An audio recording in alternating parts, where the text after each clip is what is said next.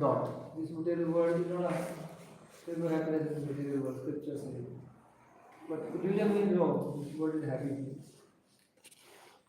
And delusion is the madness to enjoy. We take the suffering as happiness. This is how I can understand. संस्कार बोलते हैं मोह and सपना. हाँ, सम्यक moha, deluded, some moha could also be widespread illusion. So the two terms are similar to each other.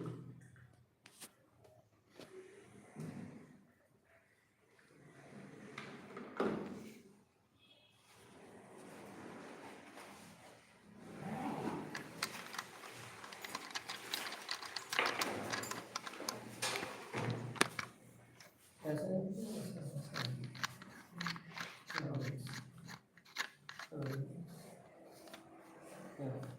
इसको start कर दीजिए. Good to keep there or bring a chair and keep it there. That will be better. Or keep it, yeah, like at the front. Everyone can hear. Doesn't create disturbance for everyone.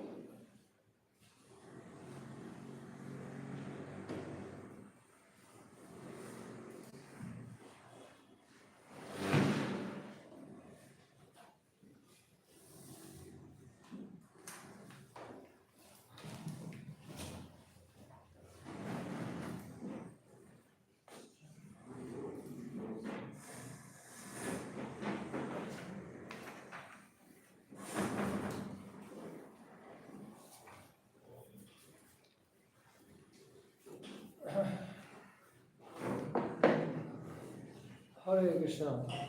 Om Namo Bhagavate Vasudevaya. Om Namo Bhagavate Vasudevaya. Namo Bhagavate Vasudevaya. Om Namo Bhagavate Vasudevaya. Om Namo Vasudevaya. Om Namo Bhagavate Vasudevaya.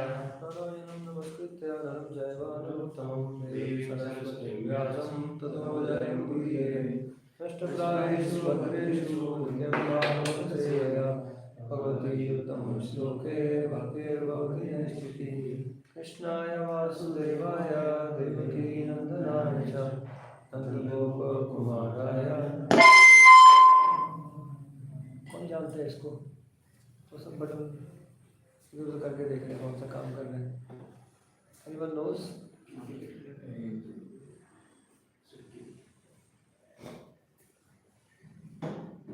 Hare Krishna Krishna Krishna Hare Hare Hare Ram Ram Ram. Hare Krishna Krishna Krishna Hare Hare Hare Ram Ram Ram. Hare Krishna Krishna Krishna Hare Hare Hare Ram Ram Ram Hare Hare. Hare Krishna Krishna Krishna Hare Hare Hare Ram Ram Ram Ram Hare Hare. Hare Krishna Krishna Krishna Hare Hare. Echo zero करो.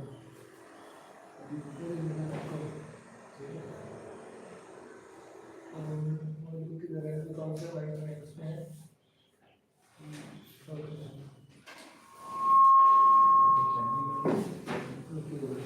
Keep that this direction. Hare Krishna Krishna Krishna Hare Hare Hare Rama Ram Ram Hare Hare. पढ़ाई थोड़ा volume बढ़ाई. Hare Krishna Krishna. Connection है Mic 2 volume कम कीजिए पहले है. Mic 2.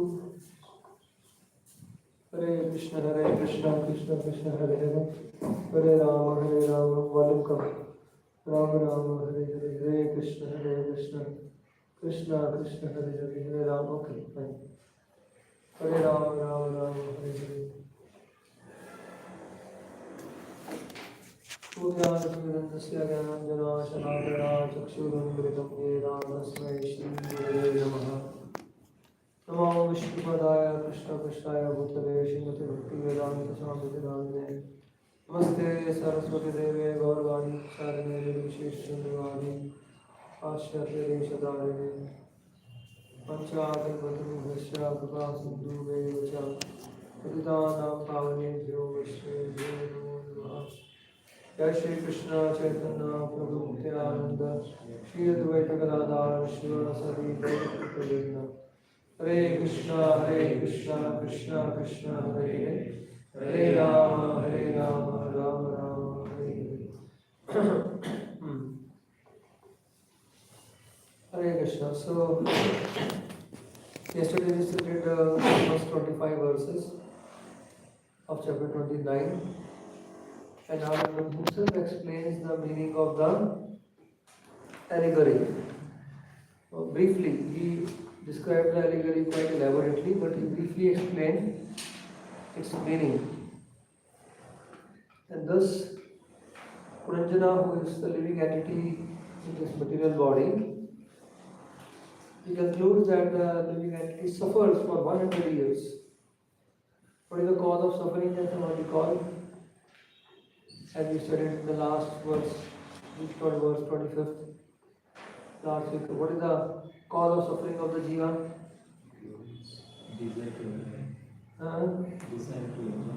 Desire to enjoy. We studied with one analogy yesterday toward the end. In verse 25, with one analogy, the cause of reason of suffering of jiva.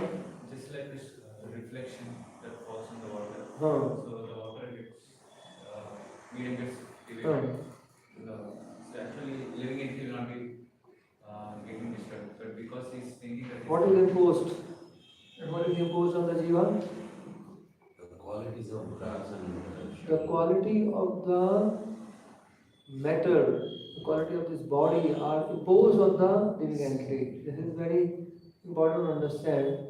The reason for suffering of the jiva. The Jiva by nature should not suffer because Jiva is Sachidananda. But the qualities of this body is temporary. The qualities of the prana, which is hunger and thirst, the qualities of the mind, which is fear and illusion. So the qualities of this body, the gross and the subtle, are imposed on the jiva.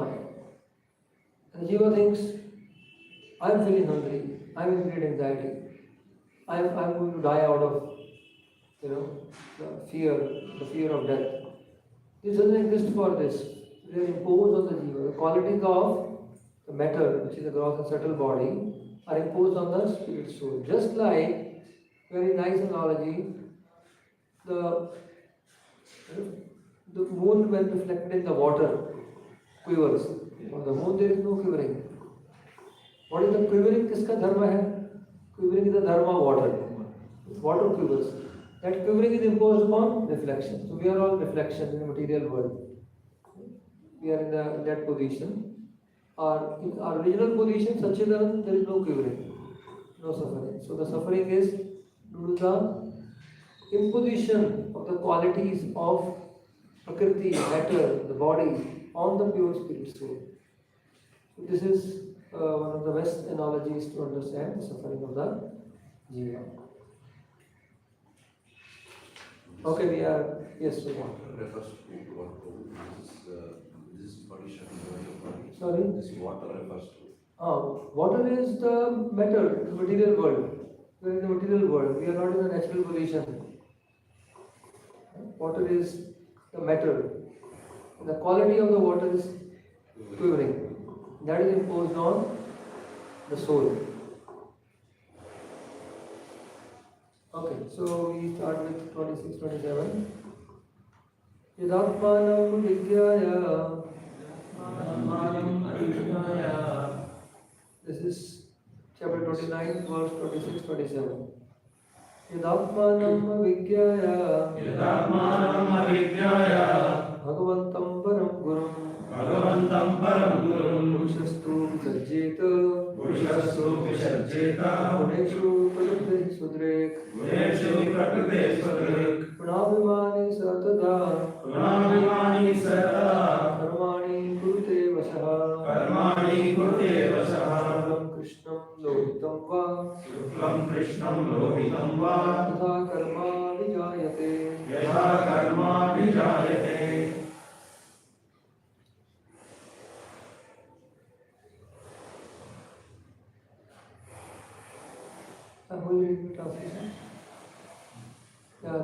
The living entity by nature has minute independence to choose his own good or bad fortune, but when he forgets his supreme master, the personality of Godhead, he gives himself up unto the modes of material nature. Being influenced by the modes of material nature, he identifies himself with the body, and for the interest of the body becomes attached to various actions. Sometimes he is under the influence of the modes of ignorance, sometimes the mode of passion, and sometimes the mode of goodness. The living entity thus gets different types of bodies under the modes of material nature. Okay, so now Narad Muni from verse 26 to 33, so he has completed the meaning of allegory, concluding that the jiva in this material body, in this pura, actually suffers from unhappiness. So the jiva may sometimes think I am enjoying, but actually it is suffering. So now Narad Muni describes the samsara. About the word samsara. Begin our morning Gurustha prayer by saying samsara dava. Say one word to describe samsara. What does samsara means? Bondage. Material existence. Material existence. Suffering. Chakra. Cycle. Samsara. Something else?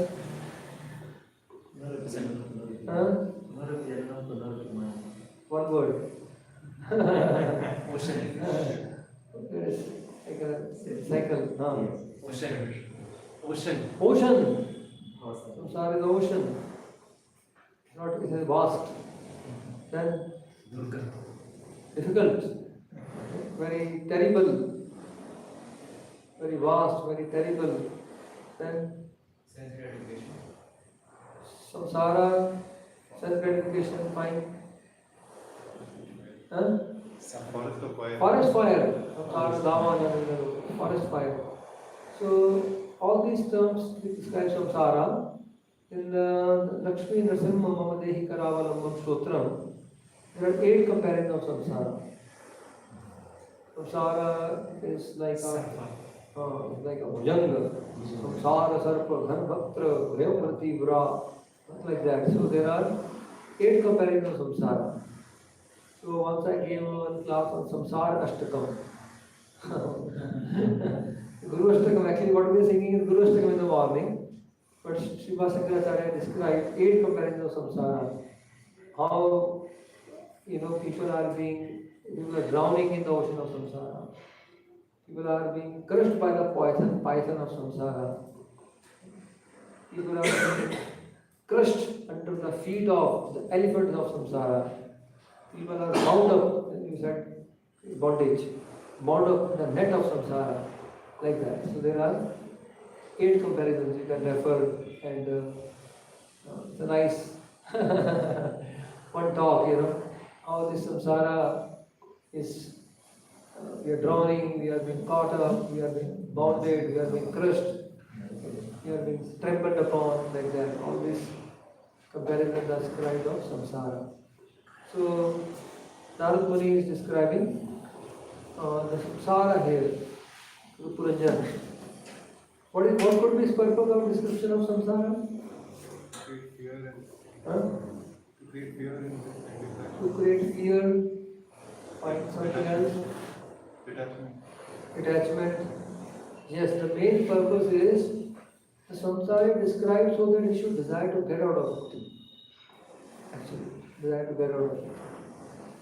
So Bhagavatam describes Maya, Maya Mandasya Mushya, Ishwarasya Namodita, Srimata Shadhyam Nityam, Mayatman Muhyati. Close करना है कर लीजिए. So the sign will reduce. Sound is coming from behind, looks like. No, close कर देंगे तो और नहीं आएगा. Bit closer. Okay, just close this one. But will the students know we have class here?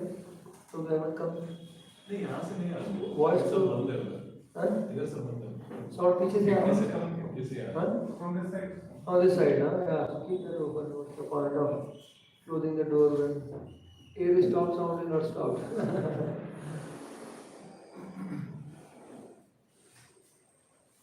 Okay. ऐसा लग रहा है कि इधर से आ रहा है साउंड. बंद कर Here only, na? Try once again. Try once again. See that is sound is coming from here.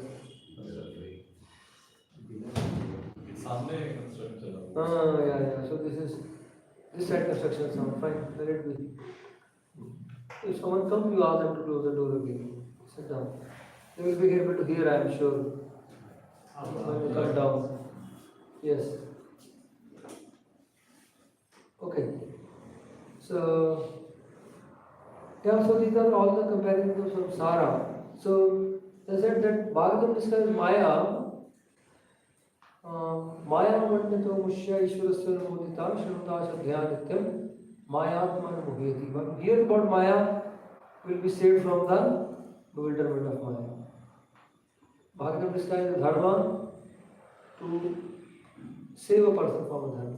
Similarly, samsara is described bring a person out of samsara. That is the purpose of this description. So now 8 verses describe samsara. Okay, so we saw that samsara one of the meaning of samsara is cycle. Samsara chakra. Samsara chakra kadana. So just like there is sometimes grinding mill, samsara is also compared to grinding mill. It grinds slowly but very finely. So, yes.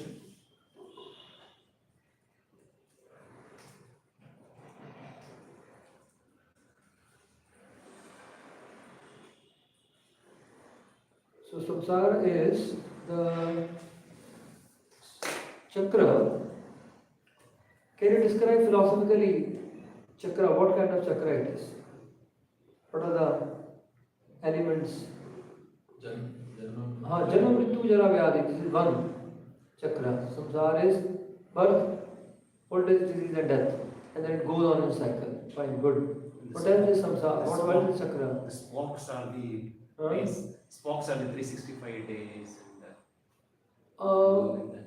okay, but cycle of if we are talking of rim now.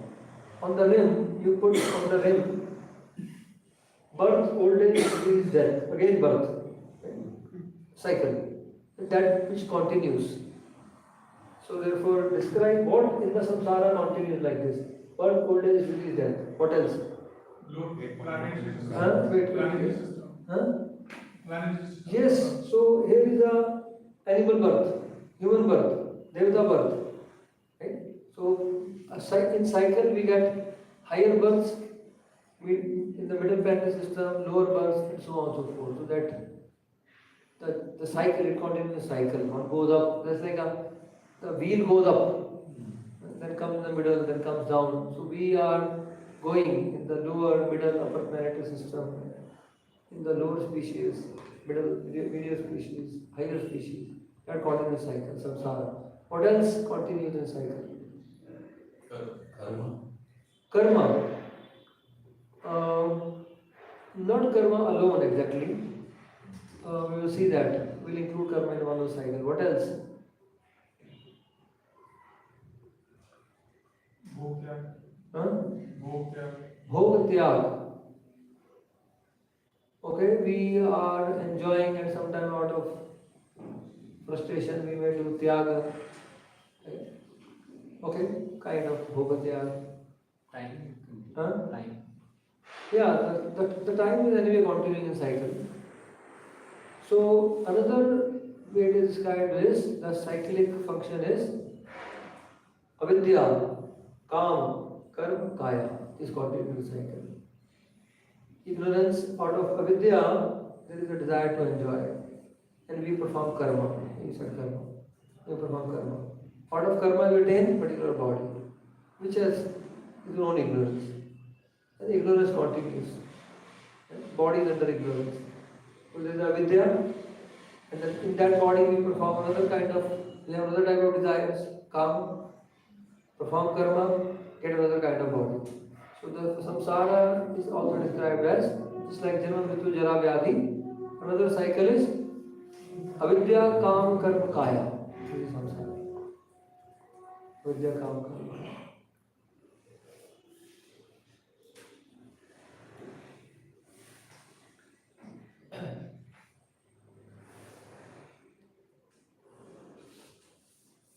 Okay, 29. Read the translation loudly. Covered by the model. 28. 29. We are 28, right? 27 we just read. 27, 28. 26, 27 we read. Yeah, 28. We didn't do 28 right now. Okay, so read 28. Those who are situated in the mode of goodness act piously according to the Vedic injunctions. Thus, they are elevated to the higher planetary system where the demigods live. Those who are influenced by the mode of passion engage in various types of productive activities in the planetary system where human beings live. Similarly, those influenced by the mode of darkness are subjected to various types of misery and live in the animal kingdom. Okay, so samsara, remember, again the same thing we described. As per the particular mode we are situated in the samsara, and one can always be in the mode of goodness. One will drag down to the mode of passion and ignorance in this world. Just like Puranjan goes out hunting. So his mind, though he was dharmic, he became a dharmic. He goes out hunting means actually that in this world, those who claim, we discussed yesterday, that I will only do good to others. What is the use of bhakti? I will only remain good. Sorry, sir, you can't remain good in this world. The mode of passion and ignorance will drag you down. Drag you down, for sure. For sure, 100%. Therefore, different modes, they are competing, Krishna describes, to gain victory over each other, to surpass each other. So the mode of passion, ignorance will become prominent, a person will commit sinful activities, and then drag down to lower species of life also, and so on. The samsara is a chakra. We cannot be situated only the goodness or in the higher species and so on. Okay, so in this way, different modes, one is living entity influenced by different modes, and thus perform different kind of karmas, and thus he will attain the body in higher or middle or lower planetary system. So the samsara is being elaborated. So text 28 describes the influence of the modes, living entity will go around in different situations, basically, different planetary systems. And text 29 describes that the same living entity, while the 28 primarily focuses on the samsara chakra, the higher and lower planets, one goes to higher and lower planets. Similarly, one goes from higher or lower species. Higher or lower species is all the samsara. It's like we are in the middle planetary system. But within that also, there are higher and lower species. So three modes exist everywhere practically. Right? In every situation, there are three modes. Yes, read 49. Covered by the mode of ignorance in material nature, the living entity is sometimes a male, sometimes a female, sometimes a eunuch, sometimes a human being, sometimes a demigod, sometimes a god, an animal, and so on. In this way, he is wandering within the material world. His acceptance of different types of bodies is brought about by these activities under the influence of the modes of nature. Okay, again, under the modes of nature, higher, middle, lower planetary system, under the modes of nature, different species. Different species. Are you all right? You can read, all of you can read in sequence, one like this. If someone has any issues with reading, then you may not, otherwise keep in mind and read sequentially, it will be good. Okay? You can read like this and then like this. From there, then start from here. Okay, so read one by one term the translation, loud and clear. And be aware of your term. Okay, so different higher and lower species, the living entity achieving the modes of material nature. Now, the living entity is, when we say the living entity is conditioned, what does that mean? Conditioned by what? Modes of nature. What does that mean? That even when they don't want to do, but they are not doing because of the. Condition of the mode of nature. Even though the living entity doesn't want to do something, the living entity may end up doing something. Okay, fine. We say that either say the conditioned soul or Bhatta Jeev, what we use, the bound Jiva, Bhatta soul. The guna has two meanings. What are that? Guna means not exactly Svabhav. Modes of nature. Guna, the literal meaning of guna is twofold. Quality. Guna means quality. Second, guna means rope. Remember. So when we say Baddha Jiva, bound up by the ropes, invisible ropes, very strong ropes. Jiva cannot break. So therefore the Jiva may acquire certain. So therefore, what is Svabhav of the Jiva? We will talk about that later. But Jiva is bound by this three modes of material nature. Therefore, gunas. Or other way description is Jiva is conditioned by three modes of material nature. Condition means conditioned by the qualities. Here conditioned by the qualities of the three modes of nature. It's like someone is conditioned to be ignorance, someone is very lazy, procrastinating nature. Krishna describes all those qualities. Someone is very industrious, we are passionate. People now that is very much glorified in this time and age. zeal, all those things. So like that. So the jiva is bound or conditioned, bound by the ropes of material nature or conditioned by the qualities of material nature. When the jiva is in bound condition or conditioned soul, the jiva has practically, for most part, practically jiva has lost independence. Jiva has hardly any independence. Sometimes like jiva actually is not independent at all. Once jiva is bound and conditioned, the jiva is practically helpless. Jiva acts helplessly. Where is that described in Bhagavad Gita? Conditioned by the modes, bound by the three modes, the jiva is helpless in this material world. The jiva acts helplessly. Where is that described? Manasasthani prani prakriti sthani karshati.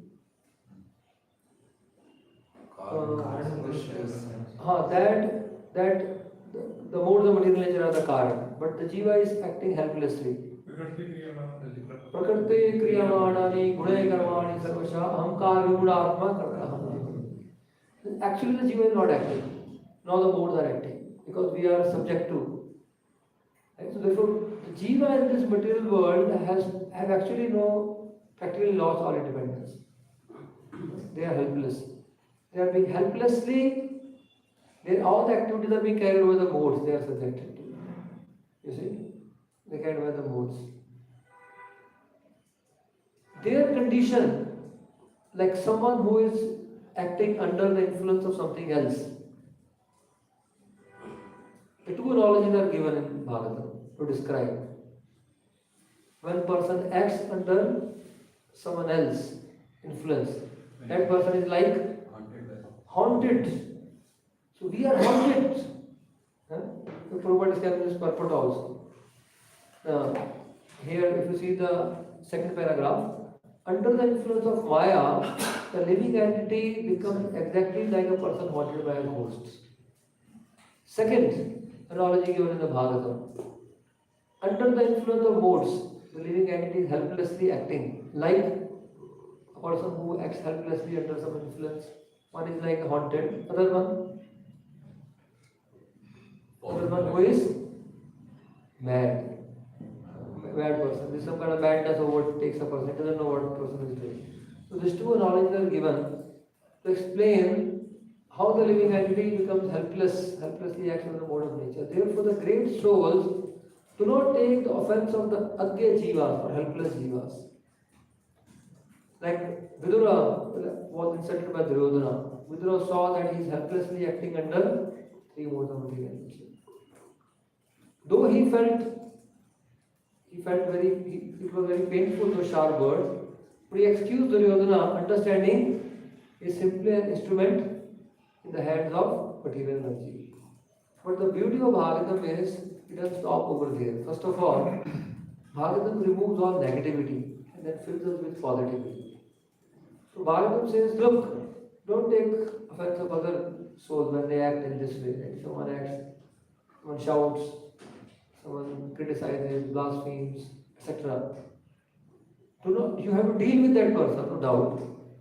But don't hate that person. Why? Because that person is like, even the court excuses. So at least within the heart you would excuse. Okay, Jiva. Prabhupada writes in one place, the court excuses a bad person, doesn't punish. See the living entity as helpless, bad, haunted, and do not take your offense seriously. Within the heart. You have to deal with that person, no doubt, protect yourself, so on. But don't hate anyone. So that is Vaishnava. Vaishnava is not having hatred or envy towards any jiva, knowing they are simply instruments in the hand of material energy. But it doesn't stop over there. They simultaneously see internal energy is acting also in every situation. That internal energy is now giving opportunity to advance towards Krishna. In the material world, what is happening in the living entity? The external energy is acting, right? And we don't take the offense of anyone. If we understand that this is the way material energy is. This is the material world. Asannapi klesha dasadaya. This body is, the body dukhalaya, the nature of the material body. So don't have envy, hatred towards any jiva for our difficulties. Remove that. But simultaneously, the internal energy is facilitating and giving us the opportunity to take one step towards Krishna. The same situation. Therefore, he didn't find fault with Duryodhana Vidura. But it is all, now there is the opportunity to leave all the palace and go to the holy place of pilgrimage, associate with sadhus, hear and have the darshan of the wonderful deities of the Lord, enhance one's devotion. So every situation, give up the negativity and see there is some positive opportunity to enhance one's Krishna consciousness. If one can see the situation in this way, see how the two energies are acting, external and internal. Throw away all the disappointments, right, and all the negativities, and embrace that opportunity to enhance one's devotion. If one can see from that perspective, one will always advance through every situation. Therefore, actually, every situation in the life of devotee is actually blessing. Every situation is a blessing. So that is what that Bhagavatam gradually trains us. So we should train our mind and intelligence the way Bhagavatam is trying to teach us. Okay, so in this way, the more the material nature, the souls are conditioned by that, the souls are bound up by that, they are helplessly acting. Therefore, a devotee should not take anyone's offense. But devotee should not justify one's wrongdoing by saying, I am helplessly acting. Now we know. Therefore, there is some independence. The jiva can understand the one situation and can come out of it. Okay, so this is text 29. How in the samsara, the modes of material nature are acting and taking the living entity through different planets or through different species. And once the living entity is in some particular mode, the living entity is helpless, basically. But in human life, the living entity has some independence, other species total helpless. Okay, so now, text 30-31. Yeah, translation. This right? The living entity is exactly like a dog who, overcome with hunger, goes from door to door for some food. According to his destiny, he sometimes receives punishment and is driven out, and at other times receives a little food to eat. Similarly, the living entity, being influenced by so many desires, wanders in different species of life according to destiny. Sometimes he is high and sometimes he is low. Sometimes he goes to the heavenly planets, sometimes to hell, sometimes to the middle planets, and so on.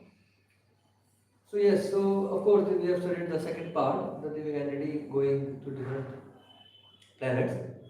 But the here text 30th describes jiva's wandering in samsara is compared to wandering of a dog. A dog is wandering from house to house. Somewhere the dog gets some food. The others who pat the dog, the other who also kick the dog, throws a stone at the dog, put a stick, whatever. So the dog sometimes is good treatment, sometimes neutral, sometimes bad, and so on. So therefore the wandering of jiva is also compared to the wandering of the dog. Especially the dog. Practically every family has a dog in the Western countries, especially US. They have and the dogs are probably some people spend lakhs of rupees per month to take care of the dogs per month. And there are people who had no one else to take care of, so they have inherited everything for the dog. And there are many millionaires and billionaires dogs, actually. And they write in their will how the dog is to be taken care after they leave. So, the fact, and if you go in the morning walk in US, everyone is out with their dogs. It's the only time they get to take the dog out. And they also get to walk. And everyone is carrying one thali in their hand. I was curious. I said, "ये सब लोग क्या ये थैली लेके घूम रहे हैं सुबह सुबह? Dog stool." So what do they do is, the dog passes stool on the road, and you will highly find if you just leave here, India में छोड़ देते लोग ऐसे कौन देखते हैं? Then they have this plastic like a glove. They wear it, pick up the stool with their own hand, right? So haste kare man mutradi marjan is described as the humble menial service to a dog, and they pick up the stool with their hand and then upside down that glove upside down. So then they carry it. So throughout the morning walk, whenever the dog passes through, they have to pick it up and then carry it and then go and dispose suitably. There is no अच्छा मेरे को dustbin नहीं रखा हुआ इधर public place में dispose करने को कोई डस्टबिन नहीं रखा इधर उधर तो साफ कौन करेगा so they have to go and take it all the way back to their home. I did not find any on the streets any dustbins. So within their home only they have to keep the dustbin, and only when the truck comes they have to keep it outside their home and the truck empties it out. So in the Western countries, the dog, I saw the dog in the flights also. People carrying their dog in the flights. In India, probably is not allowed, or India we hardly see. But in the West, I have seen people bringing their dog in the flights also. Flight ticket also. Flight ticket bhi hai like that. So it's like that. So. Yeah, so sometimes the dog may be born in a Western country and receive the best kind of treatment, the food, and the master is immediately serving the dog, including lifting of their stool, and so on and so forth. Other time he may be born in some Indian village, right, where is a stray dog and always fearful, always looking for some food. And so on and so forth. So, wandering of the dog is the samsara is compared to wandering of the dog. But Prabhupada says, if someone has to become a dog, he should become Krishna's dog. You see in the 6th or 7th line. An intelligent human being, however, can understand that if he has to live the life of a dog, he had best become Krishna's dog. And then very nicely Prabhupada says, in the material world, the dog is sometimes elevated and sometimes on the street. Okay? Sometimes in the West, sometimes in the village, Indian village especially. But in the spiritual world, Krishna's dog is perpetually, eternally happy. So here in the material world, dog is sometimes happy, sometimes terrible, but Krishna's dog is eternally happy. So therefore, we should become Krishna's dog, and therefore Bhakti Thakur has prayed to become a dog for devotee, to become a devotee of Krishna. And then when we are Krishna's dog or Vaishnava's dog, we have a master actually. We have a master who will, just like if someone is a millionaire master, that dog is enjoying more than many humans in one sense. Similarly, when we have the befitting master, that absolves Jiva from all wants and sufferings. Therefore, that lesson we also get from example of a dog.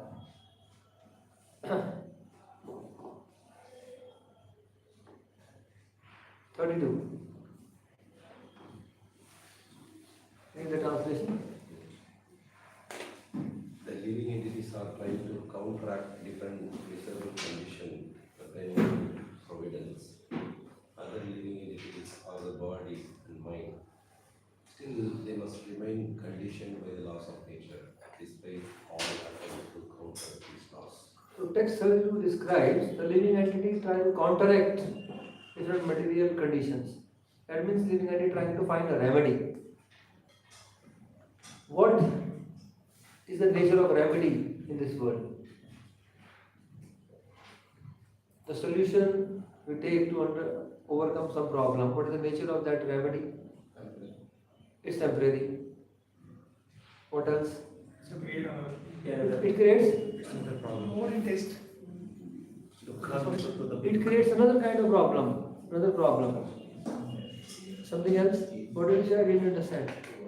Remedies? Remedy is like it's not the actual solution. It is just lower in taste. We just compromise somehow that or forgetful. It's not the actual solution. It may just make us forget, or it changes the nature of the problem. So, what does Prahlad Maharaj says about the remedy? The remedy or the medicine, the medicine to the disease may cause side effect. You know, side effect is common.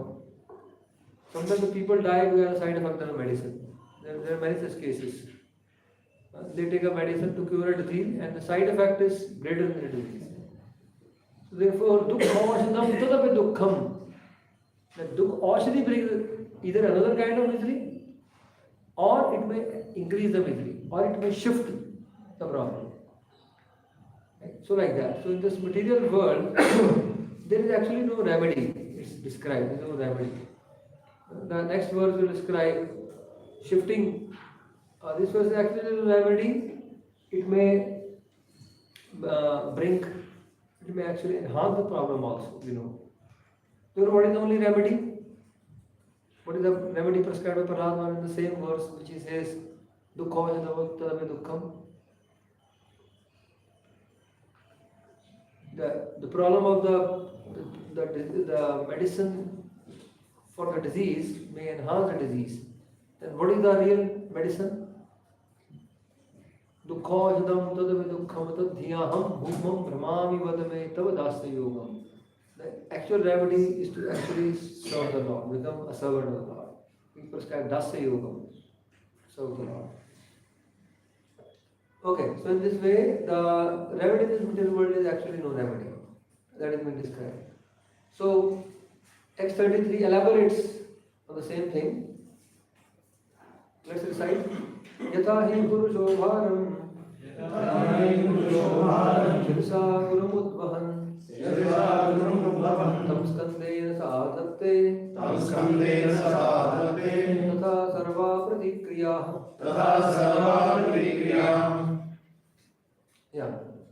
Read the translation. A man may carry a burden on his head, and when he feels it to be very heavy, it will be too heavy, he sometimes gives relief to his head by putting the burden on his shoulder.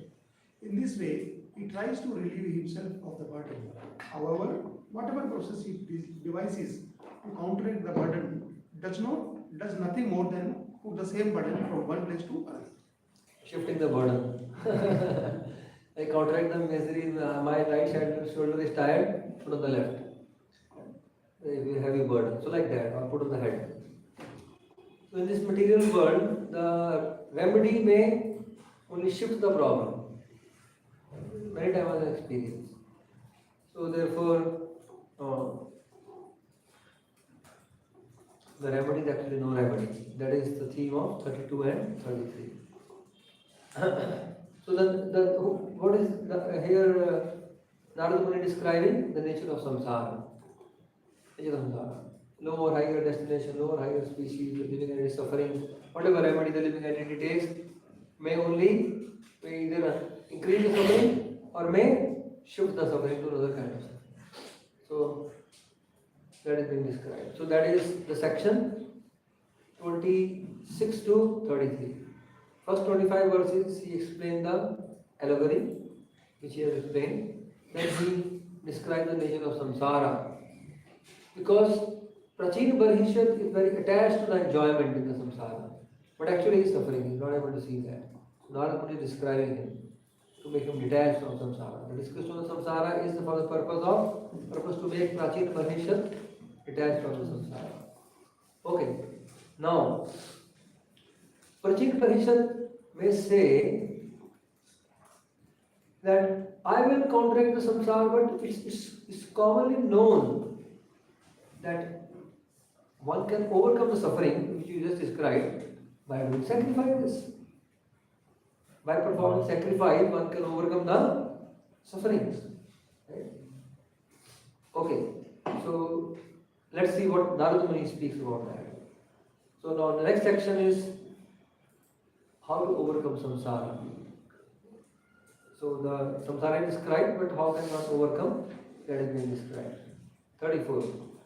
Nekantataha pratikaraha कर्मणां कर्म केवलम् द्वयं हि अविद्योपशिष्टम् स्वप्ने स्वप्नविमानगा. Narada continued, "Oh, you who are free from all sinful activity, no one can counteract the effects of duty activity simply by manufacturing a different activity devoid of Krishna consciousness. All such activity is due to our ignorance. When we have a troublesome dream, we can't relieve it with a troublesome hallucination. One can counteract a dream only by awaking. Similarly, our material existence is due to our ignorance and illusion. Unless we awaken to Krishna consciousness, we cannot be relieved of such dreams. For the ultimate solution to all problems, we must awaken to Krishna consciousness." Okay, so he wants to counteract the suffering which is caused by karma. Certain kind of karma is performed due to ignorance, is performing some karma. Vidya, kama, karma, remember? So, due to vidya, due to one's desire to enjoy, one is performing karma. So, the other one is saying, fruitive rituals which you perform is also karma, part of karma kanda. You cannot counteract karma with another karma. He's saying, कर्मणाम कर्म केवलम न कांततः प्रतिकार. उसका प्रतिकार नहीं है. You can't just counteract a karma with the bondage of karma with karma kanda. You can't do that. How example is given, just like suffering of dream cannot be overcome by another dream. What does that mean? Suppose someone is suffering, someone is thinking that I am being chased by a tiger in the dream. Then you say, okay, I will enter the dream and chase the tiger. The suffering is due to ignorance. And you want to start another ignorance, another dream, to end the suffering of another person who is suffering in the dream. Anyone is suffering in the dream, whether due to python, fear of python, I will go and catch the python in this dream. I will enter the dream and then relieve him suffering. Said one hallucination cannot be overcome by another hallucination. That's a nice example given. So therefore, you cannot overcome the bondage of karma by karma. Or you cannot clean a pot which is muddy with the muddy water. Suppose there is muddy water. And you say, I want to clean this pot out of the mud with the muddy water. It doesn't help. So karma kanda is also muddy. You are already under the influence of bonded by karma. Karma kanda is also muddy. You cannot clean that. You cannot overcome this bondage by karma. Therefore, according to the example of the dream, a person who is suffering in the dream, you can't enter that person's dream and relieve him. What do? Wake that fellow up. That is the counteraction. Therefore, wake up jivas to, wake up means Krishna consciousness. Wake up jiva to Krishna consciousness, and that will absolve them from their suffering. Same thing, as Prahlad said, Bhumam Brahma Vivadamekam Dasya Yoga. That is waking up. Dasya Yoga means waking up. We are eternally servant of Krishna. Jeev Krishna Das hai Vishwas kar le dwara dukh hai. Wake up to spiritual reality. We are Krishna's servants. Like that. So therefore, how do one overcome samsara? Not by karma, but by waking up. He will describe, elaborate more. 35.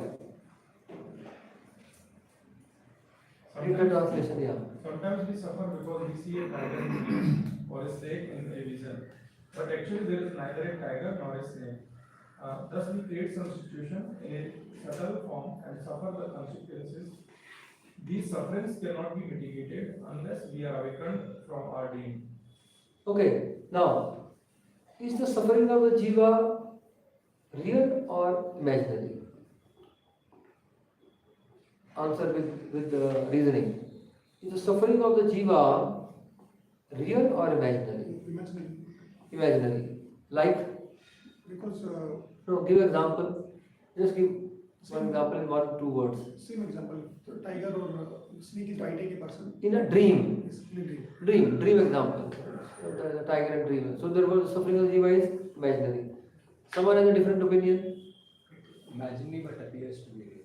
Okay, it's imaginary but appears to be real. Like, Same thing, when the person is in a dream, he thinks that it's a reality, but that is.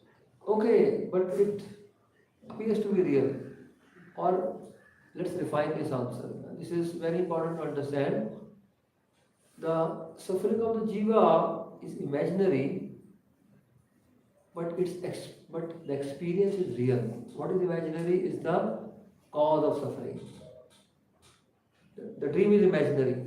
The cause of suffering is imaginary, but the experience of suffering is real. So put it in the right word, basically.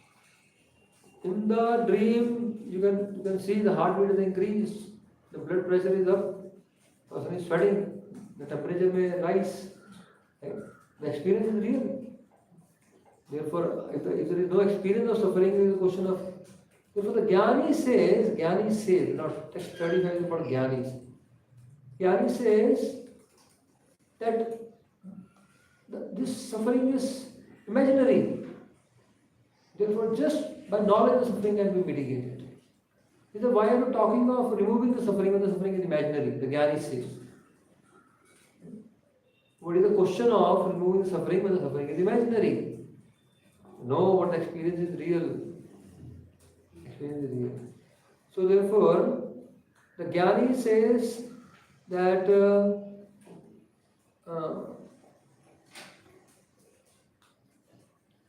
suffering is not real, so there is no question of removing the suffering. But just by jnana, just by cultivating jnana, one cannot come out of the suffering. What's the limitation with jnana? Why jnana cannot give relief from suffering? So the jnani is just prescribed, the suffering itself is unreal, first of all. We understand there is a reality to the suffering also, first of all. Now how to come out of the suffering? The jnani is prescribed, okay, just understand you are the Atma, there is no suffering. But does that work? Huh? Higher engagement. What else? It just diagnoses the problem but does not give the solution because. Yes, it diagnoses the problem but doesn't give the solution. And it's not natural. It's not natural. Okay. Yes. So what happened is,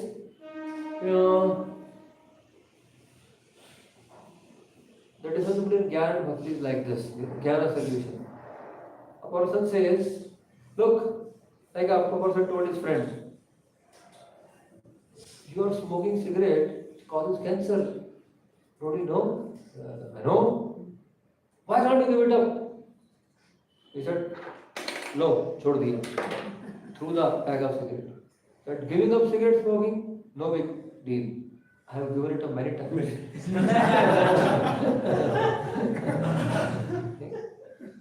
So what happens is, jnana acts for some time. You may sometime by mental adjustment be free from ignorance. The vasana doesn't go.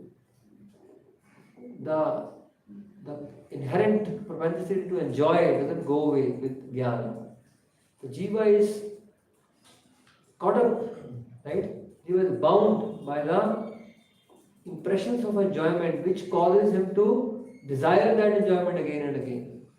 So though the one may be temporarily relieved by jnana from suffering, the jnani may say he works wonder. But what happens? The vasana, the desire to enjoy doesn't go away through jnana. Therefore, in this world, there is so many good motivational talks.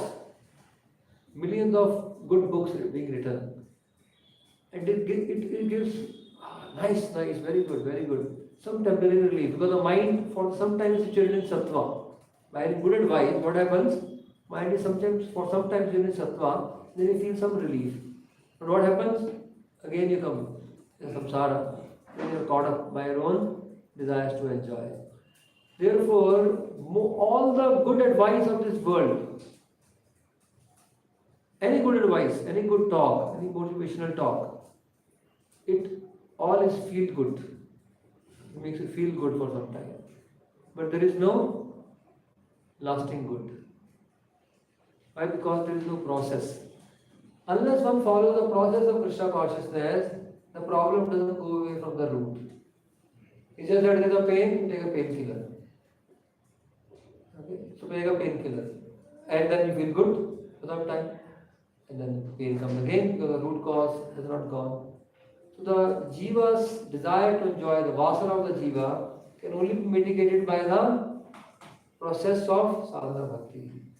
Because unless people take seriously the process, whatever good advice they hear, whatever motivational or even spiritual talk they hear, for that fact, whatever they hear, only make them feel good. Only make them feel good. But actually, doesn't yield any lasting good. So like that.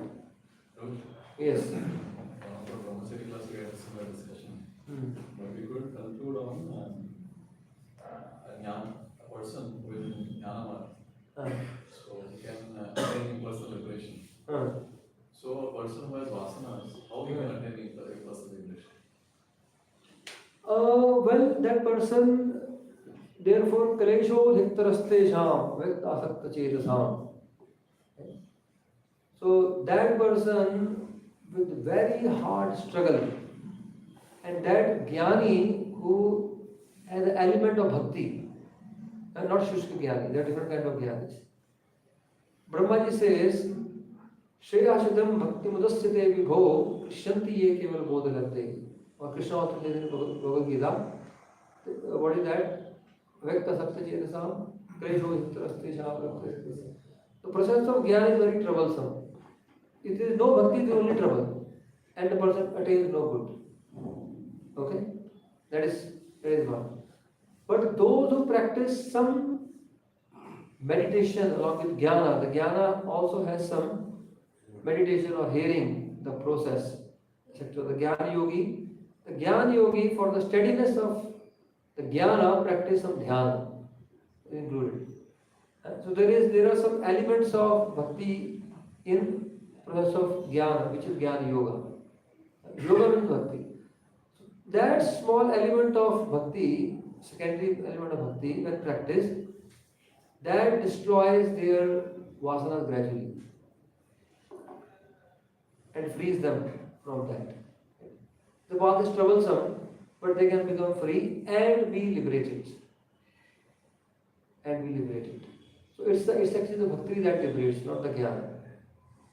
The small element of bhakti within the jnana yoga liberates, but if it is just shushka jnana, then they are not liberated. And if they are mayavadi jnanis means aparadis, then they go to hell. So either it is a hell, or they struggle very hard over here, and they think they are liberated, but they are not. But those who have some element of bhakti, and they work very hard to control the senses by the element of bhakti, destroy the vasana, then they get in personal liberation. There is some element of bhakti. So only when someone does Shuddha Bhakti, Klesha can happen. Some element of bhakti, how it can destroy. Oh, the nature of bhakti, it's the Lord Kapila describes, and how the bhakti element frees them, destroys the ignorance which bound them to samsara. Destroys the ignorance which bound them to samsara. So the ignorance is cut, which produces all these vasanas ultimately. So then they are liberated. So the bhakti does that. And so otherwise bhakti gives prema for the Lord. But because bhakti is here in a very minute proportion, Bhakti is gone. So, and their jnana, other impersonal contemplation is higher. So, bhakti only gives this much result to them. Destruction of the ignorance and yeah. Yes. So when we quote about the jnanis, What about the jnanis. jnanis? So are we taking the, like, we also have a Kanishta, Madhyama, Uttama, Adhikari, Bhakti. So in the Gnana platform also there are the who are achievers and who are struggling and like this. Yeah, they are there. So whom we quote generally? Whom we quote generally, so in the context, we have to see whom are we quoting generally. So we have to specify. Most of the time. So I'm saying the jnani could refer to Shushka jnani, could refer to jnani yogi, who has some. So there is a jnani devoid of bhakti, jnani endowed with bhakti, okay? Endowed with bhakti is some bhakti, and there could be a jnani who is actually a devotee. Devotee can also be called a jnani because he knows the Lord. Janayavate ashvairagyam jnanam chayat hetukam. When bhakti is performed, jnana automatically comes. So the devotee also becomes jnani. So the one who is knowledgeable in the transcendental knowledge. So whom are we referring to? We have to specify. So we have to see what does that means over there. Like I heard that at the top level who achieved the Gnana platform, he says that this is wrong, like a cigarette is wrong, means he realized that he never touches again. That is the highest level of jnani who completely realized in that platform. Give the reference. Just I heard. Bring the reference and we'll discuss. So we study the text in the context. Basically. As simple as that. Fine? So the jnana without bhakti, jnana some endowed with bhakti. And another kind of Mayavadis are jnani not just with bhakti but with offenses, they degrade. And those without bhakti, they only attain trouble. So endowed with some bhakti, they after hard struggle achieve liberation. And those who are in knowledge of the Supreme Lord, the devotees may also be called jnani, which bhakti leads to jnana. That gives the highest result. So in different contexts, we have to see which is being referred to. If suppose in their entire packet, if they are more about the jnana part and little about the bhakti, then we can't even say jnana. In general, jnani can be called as jnani. See what I'm saying? Where is that? What is that jnani? In Bhagavad Gita, in Bhagavatam, every place, it could refer to Shushka jnani also. So we have to see that without bhakti. It could refer to jnana yogi. Yeah, so that's why it's Therefore, one has to see which jnani are we talking of. Therefore, the confusion occurs. Right? Like that. Can I ask you? As a part of preaching application, like if a person has always been. Okay, why don't you note down in question? We'll take. Okay. Why? Because so that we can. Otherwise, we won't be able to complete this with a lot of syllabus. Okay? So one or two questions between. So but note down, and we can have at the end of it. Okay. So one cannot overcome samsara by karma. One cannot overcome samsara by jnana, actually. Okay, so now which jnana one can overcome samsara by jnana? Except the jnana which is given by bhakti. All the other you cannot overcome samsara. Hardly one out of millions may overcome samsara with very hard struggle. Actually. So therefore practically no one can overcome samsara by jnana. Hardly one may overcome, and that too only the bhakti element helps that person overcome. Okay? Therefore, any process gives result when there is some bhakti in it. Even Karma Kanda has some bhakti in it. Therefore, they can attain Swarga. Because there is a Vishnu worship in Karma Kanda. So that bhakti in Karma Kanda gives up to Swarga. The bhakti element in the jnana to Jnana, yoga, we will call yoga, gives up to Bhavarga. But Bhakti is when prominent, then it gives Vaikuntha or high attainment. Okay, so therefore one cannot overcome samsara through karma or through jnana. Let's see 36, 37. Read the translation.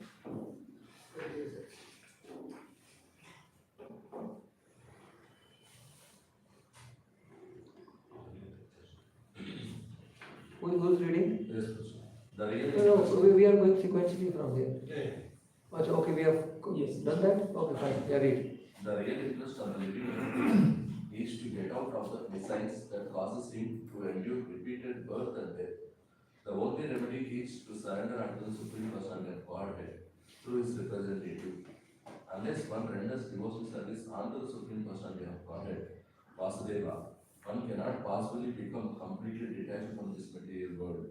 Nor can he possibly manifest real knowledge. Okay. So therefore, what the verses, previous verses describe, one cannot overcome the samsara through karma or jnana. How can one overcome the samsara? One can overcome samsara by surrendering to the Supreme Lord. The only remedy is surrender to the Supreme Lord. So one should surrender to the Supreme Lord through his representative. Samsarjistan Vavachedo Bhaktiya Paramaya Guru. And then next verse, the Bhakti is described.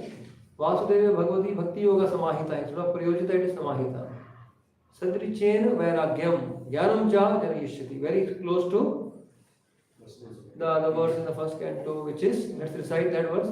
Vasudeva Bhagavati Bhakti Yoga Priyojita Janayadhyashu Vairagyam Jnanam Cha Janayishyati. Janayadhyashu Vairagyam Jnanam Cha Janayishyati. Okay. So, Bhakti, when one does Bhakti, it develops Dhyana and Vairagya. What kind of Jnana and Vairagya? This is not the same Jnana and Vairagya of Jnani and Vairagi, who is aiming at liberation. Because aiming at liberation means there is a desire, is Hetu. But this Jnana and Vairagya is Ahetukam, means without Hetu.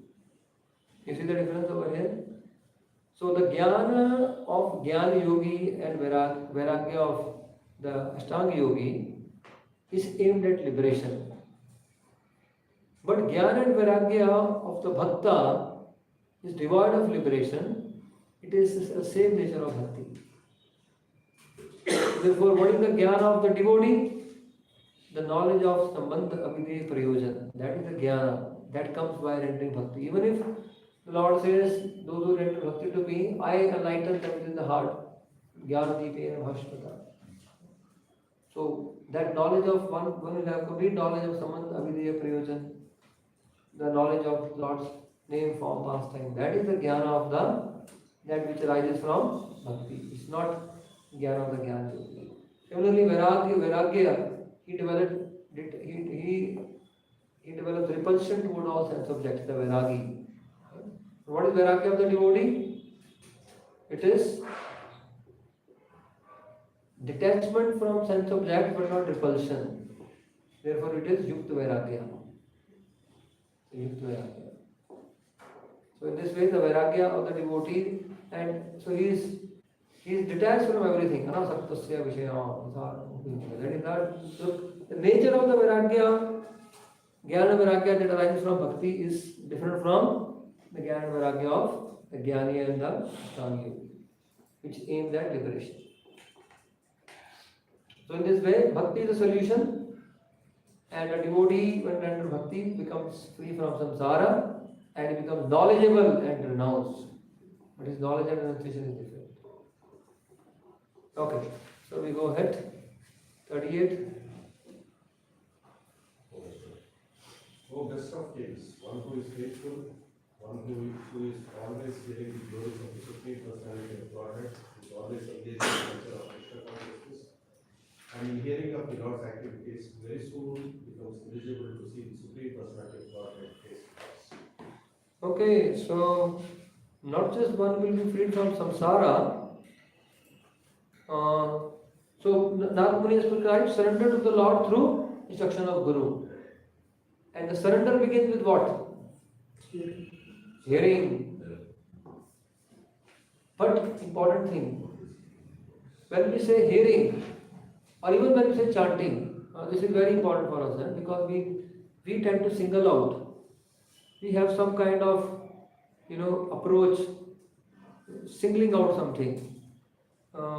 जिसको थोड़ा सा मतलब बोलते हैं ना कि एक चीज पे ज्यादा हम फोकस करते हैं, दूसरी चीज को उतना ध्यान नहीं देते. We don't have a comprehensive approach in bhakti. Many devotees have this approach of just singling out one thing and just doing that. What is being said here? So one who surrenders to the Lord by surrendering to the representative under his guidance, one who takes shelter of Krishna Katha, begin with Katha. Surrender begins by hearing from spiritual master. What can we do for you? Some of the disciples of Bhaktivedanta Thakur asked him. He would often say, give me your ears. What can we do for you? Give me your ears. Hear from me. Hear my Vani and be transformed by it. Give me your attention basically. And that's a seva to Guru. It's a very important seva. Which please, Spirit, what is the best reciprocation with teacher? To actually sit and hear. Not the Guru Dakshina. What is the best Guru Dakshina? Give your attention. That's the best Guru Dakshina. Give me your ear, he would say. So therefore, Syad Achyut Kathashriya. How does one take shelter of Krishna? By taking shelter of Guru. How does one take shelter of Guru? By taking shelter of the Katha which the Guru is speaking. Taking shelter of his Vani. Amongst Vani, the main thing is actually the Katha of the Lord. A description of the Lord. And then there will be some instruction of personal instruction that's separate. But main thing is taking shelter of Vani. Katha Ashraya. The word used is Achyut Katha Ashraya. And one who, therefore, Shidvataha Shadhya Shadadana Nitya Dasya. Hear. But Vishwanath Thakur says, hearing includes chanting and remembering the Lord. Includes it. Therefore, one would hear, naturally, if our hearing is good, we would glorify the Lord also. Chanting is included. Therefore, sometimes when we say 99% of the spiritual progress depends on chanting, there are some people who will never sit in the Bhagavatam, who will only chant, and 99.9%. So, jo 0.1% is chhod do sab. But chanting includes hearing. You can't perform chanting without hearing. You can't perform chanting without hearing. Chanting includes hearing. Chanting includes and hearing. How do you continue to hear? One can only continue to hear if one has some taste, right? Lifelong. How does that taste come? Serving devotees is included. When you say 99% of spiritual progress depends upon chanting, hearing is included. Hearing is there. We can't see that. Service to devotee is there. Remembering the Lord is there. So sometimes we have this exclusive or singling out approach. This is important, I will only do this. But Angas of Bhakti, one should do all the Angas of Bhakti as instructed. You see, Prabhupada equally emphasized them all. There is so much emphasis in Prabhupada about hearing, serving devotees, chanting the holy name. They are all very thickly connected. They seem to be different or they are described differently, but there is a oneness in that. Therefore, in the commentary, Vishnu Thakur says, Shadvata means one should also glorify the Lord and one should also remember the Lord.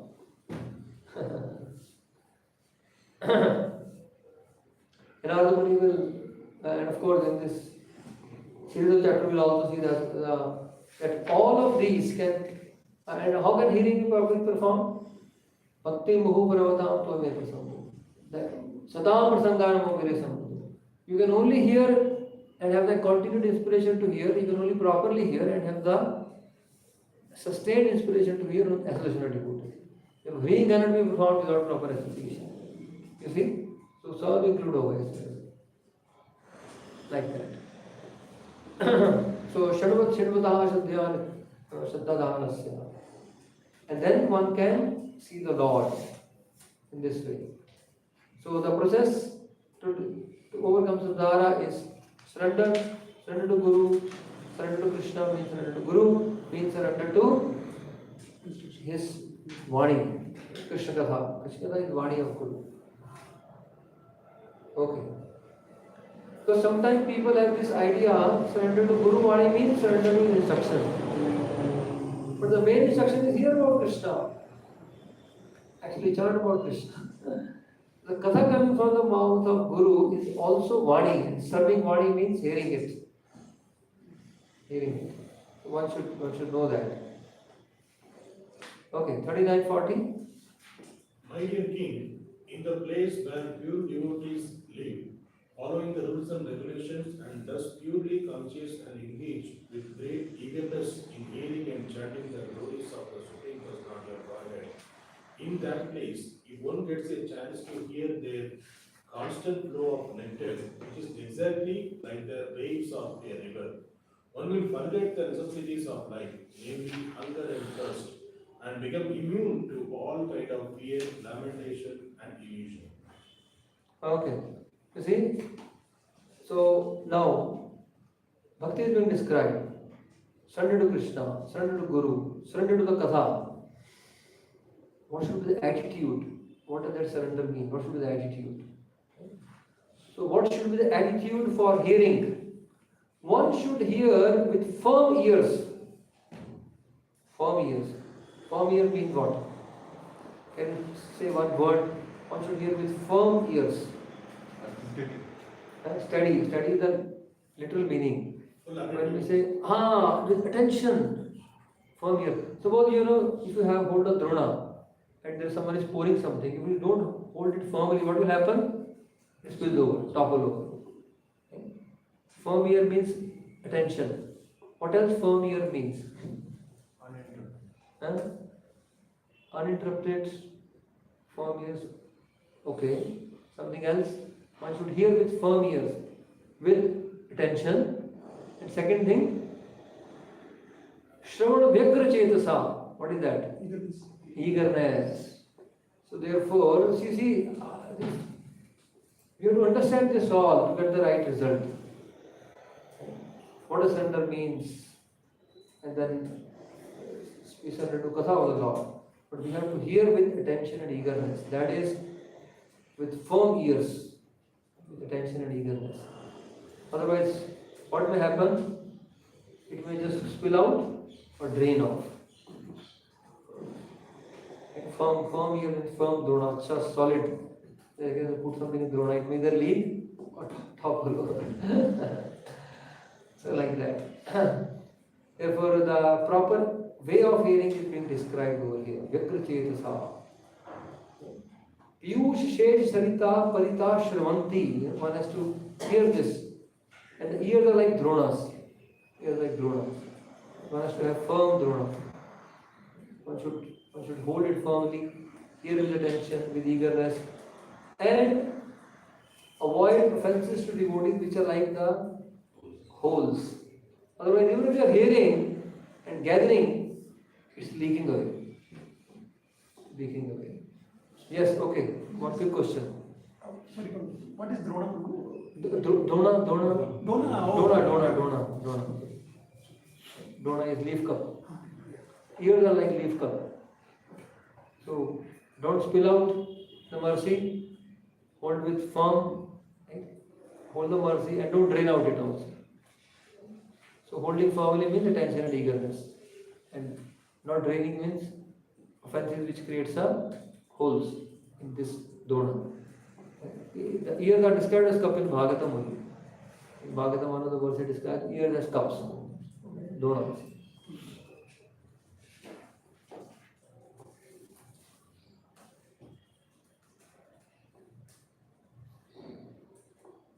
But Bhagavatam, Vishwanath Thakur says, like you say, but Dona has a very limited capacity, gets filled up so fast.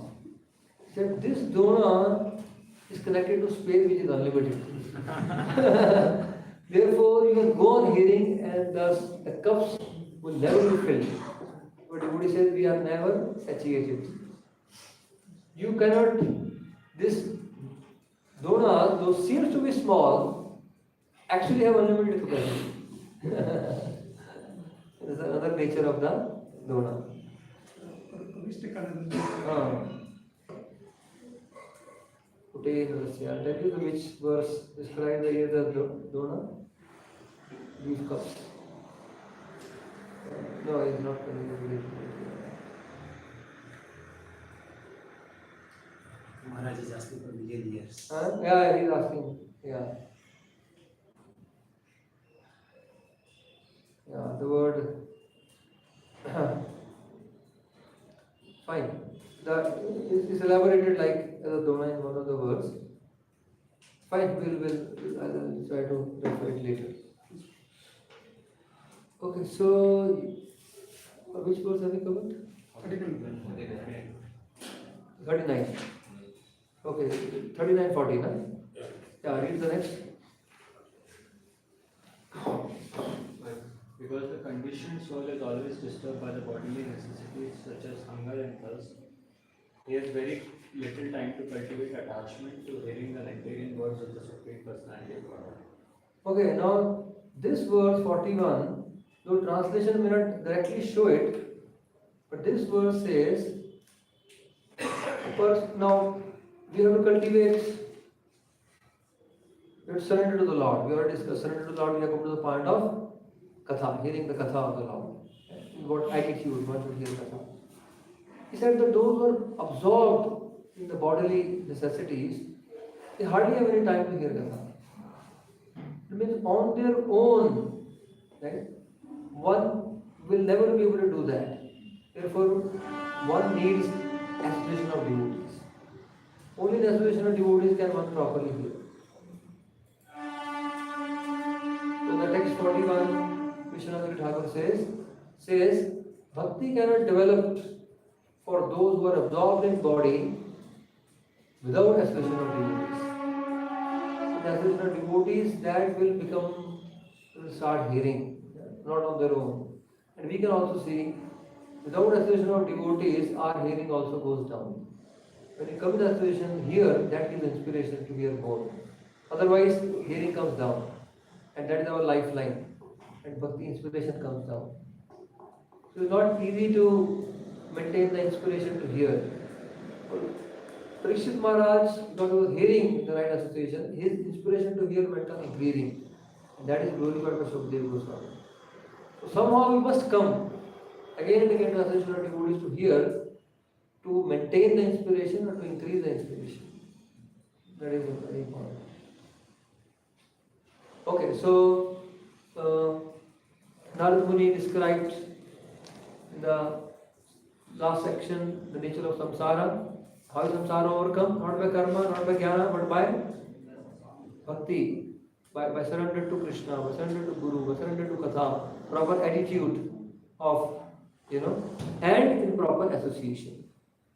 Hear from Guru with proper attitude, with eagerness, attention, avoiding offenses, and in proper association. That is last section, 33 to 34 to 41. Overcoming samsara, basically. Now, from verse 42 to 46, not just one can overcome the samsara, one can know the Lord, and that's also related. So therefore, when we hear in this way, in the association from the Guru, in the right attitude, in the right association, one can not just overcome the samsara, one can know the Lord. And actually, knowing the Lord is the same as darshan of the Lord. Bhavato darshanam yatsya apunarabhav darshanam. Samsara is overcome. One who knows the Lord, for him samsara is overcome, basically. The Lord also says that one who knows me in truth, that person doesn't run back to this material world. Or that person, Vishde tadantaram, that person attains me. Therefore, in this way, one will come to know the Lord. So, now next 5 verses, 42 to 46, is all about only devotees can know the Lord. 40 to 46 is about knowing the Lord, but only devotee can know the Lord. That is the next section. So you see how the section are interconnected with each other. Okay, read next week translations.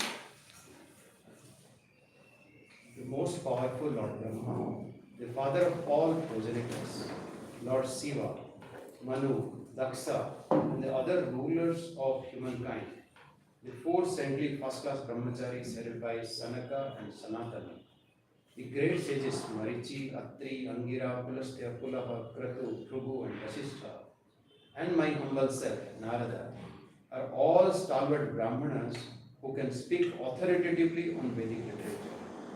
We are very powerful because of austerities, meditation, and education.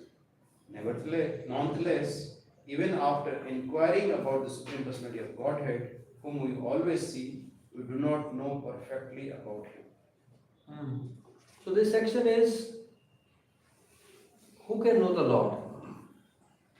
Who can know the Lord? So Narad Muni by Kamutik Nyaya is ruling out that none of the Gyanis can know the Lord. He says if we, like four Kumaras, he gives the exalted personalities, if we cannot understand the Lord, what to speak of Gyanis? So it's a Kamutik Nyaya. You understand the word Kamutik Nyaya is Kimuta, then what to speak of that? If one without faith chants the holy name and attains so much result, if one chants with faith, then how much more will be the result? Kem uta. Therefore, if we cannot understand the Lord, I'm going to give the example, all these great sages, including myself, we cannot understand the Lord means fully understand Him. We are also sometimes put into illusion, we are mistaken, just like Lord Brahma. So, then what to speak of Jnanis? So through Kamutik Nyaya, Narad Muni rules out in these verses that Jnanis cannot know the Lord. Jnanis cannot know the Lord. That is these three verses. But Narad is saying out of his humbleness. Narad is saying because of his humbleness, he knows. Because of his humbleness, he is also speaking honestly, both ways.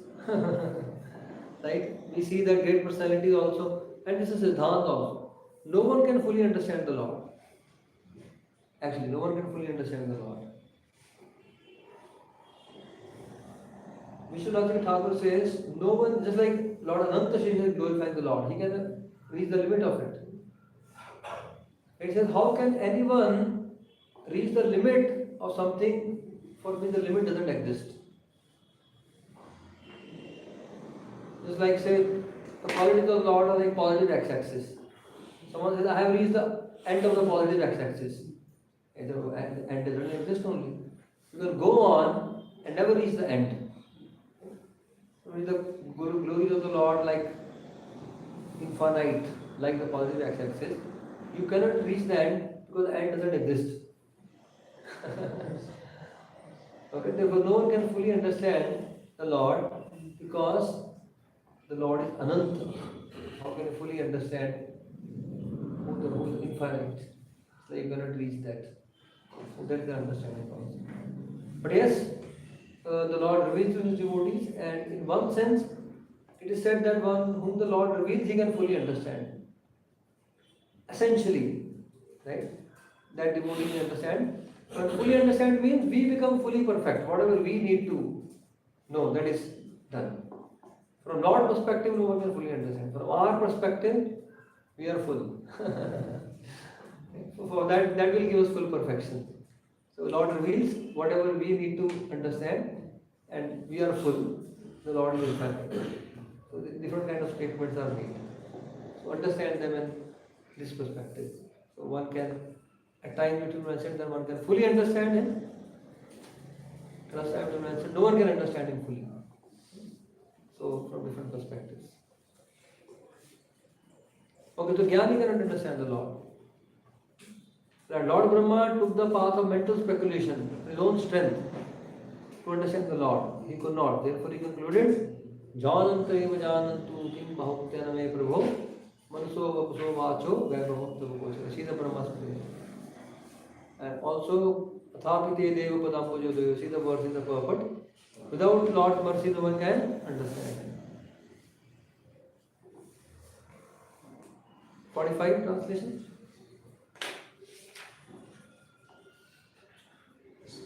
Despite the cultivation of the Vedic knowledge, which is unlimited, and the worship of different demigods, by the symptoms of Vedic mantras, demigods worship does not help one to understand the supreme powerful personality of God. Okay, so those karmis who worship the devatas, either those who do karma kanda in which there is a devata worship. So devatas cannot help you to understand the Lord. Those who worship devatas, they cannot know the Lord. They cannot know the Lord.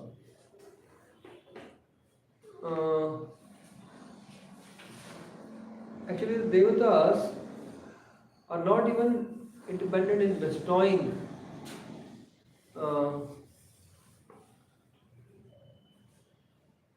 if there someone says, are the devatas merciful or not? Sri Thakur says, no, devatas can't show mercy. They only can give the result of their karma. Chayev karma sachiva sadhu deen vassala. The sadhus are merciful, not the devatas. They are karma sachiva. You offer this karma and they give you that much result, not beyond. They are also devotees. But they are devotees. They are mixed devotees. Karma Vishnu Bhaktas. Devotees attached to sense enjoyment. And in their portfolio of devotees, people who worship them as devatas, they can't give. Only certain devatas, like Lord Shiva, who is also Vaishnavacharya, in that capacity he can show mercy. You see, therefore only a devotee can show mercy, not the devata. So when he is in that devata portfolio, he cannot actually show mercy. Only karma sachiva. Keeps account of a karma. You do this much karma, get that much result. Sadhavo deenvatsala. Therefore the devata, those who worship of devata, they cannot understand the supreme law. 46. Okay, so these 4-5 verses were about, so in 46 it will be concluded. Who can know the Lord? So Jnani cannot know the Lord, Devata worshipper cannot know the Lord. Who can know the Lord? Okay, now you answer in one small phrase. Who can know the Lord? Devotee can know the Lord. Once again, rephrase it, something else. What else is described? When the Lord reveals. When the Lord reveals, you can know the Lord. When the Lord reveals. A devotee can know the Lord, or whom the Lord chooses to reveal, that person can know the Lord. Okay, so in this way, the text 46 says, Yadya yasya anugrahananti. जिसके ऊपर उनकी कृपा है, that person knows the Lord. And of course, devotee receives the Lord's mercy. Let's recite 46. Yada yasyanugrahanati bhavanatma bhavitaha sarjahati matim loke vede cha parinishthita.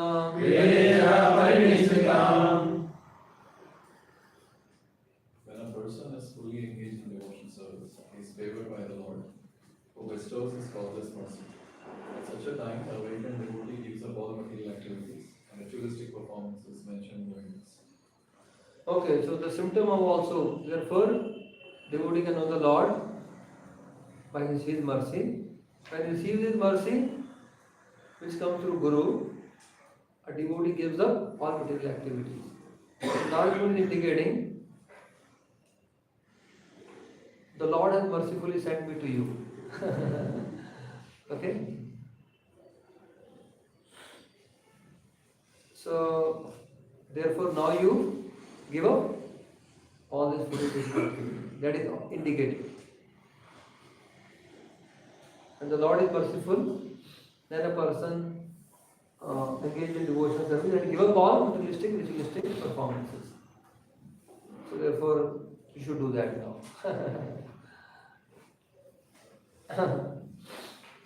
Accept Lord mercy. Actually, in one sense, to look at, the Lord is merciful, even the Guru is merciful. We are not accepting it somehow. So therefore accept the Lord mercy and give up all this karma.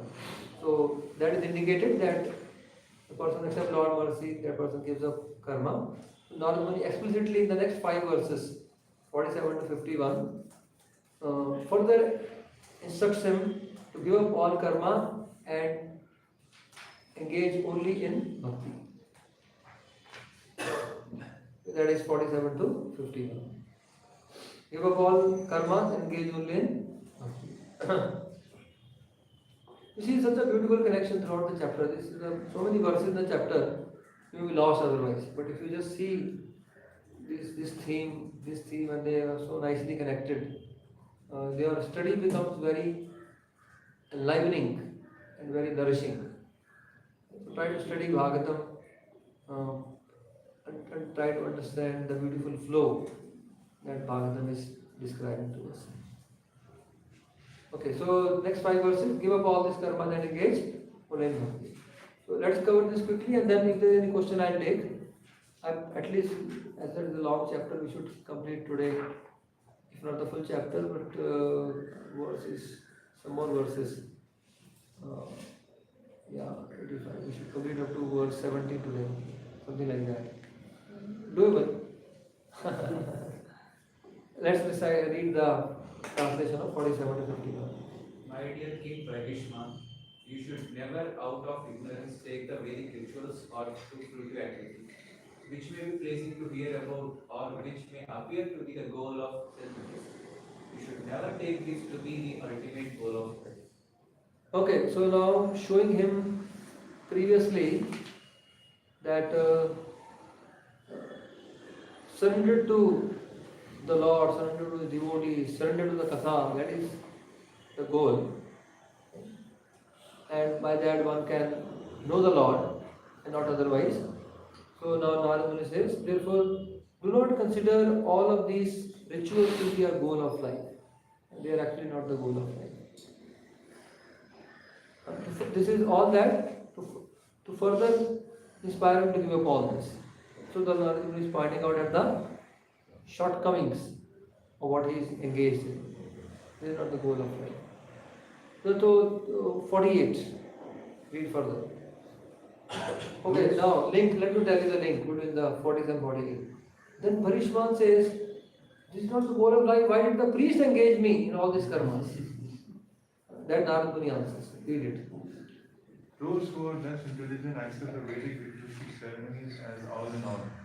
They do not know that the purpose of the Vedas is to understand one's own home where the Supreme Personality of Godhead lives. Not being interested in their real home, they are illusioned and search after other homes.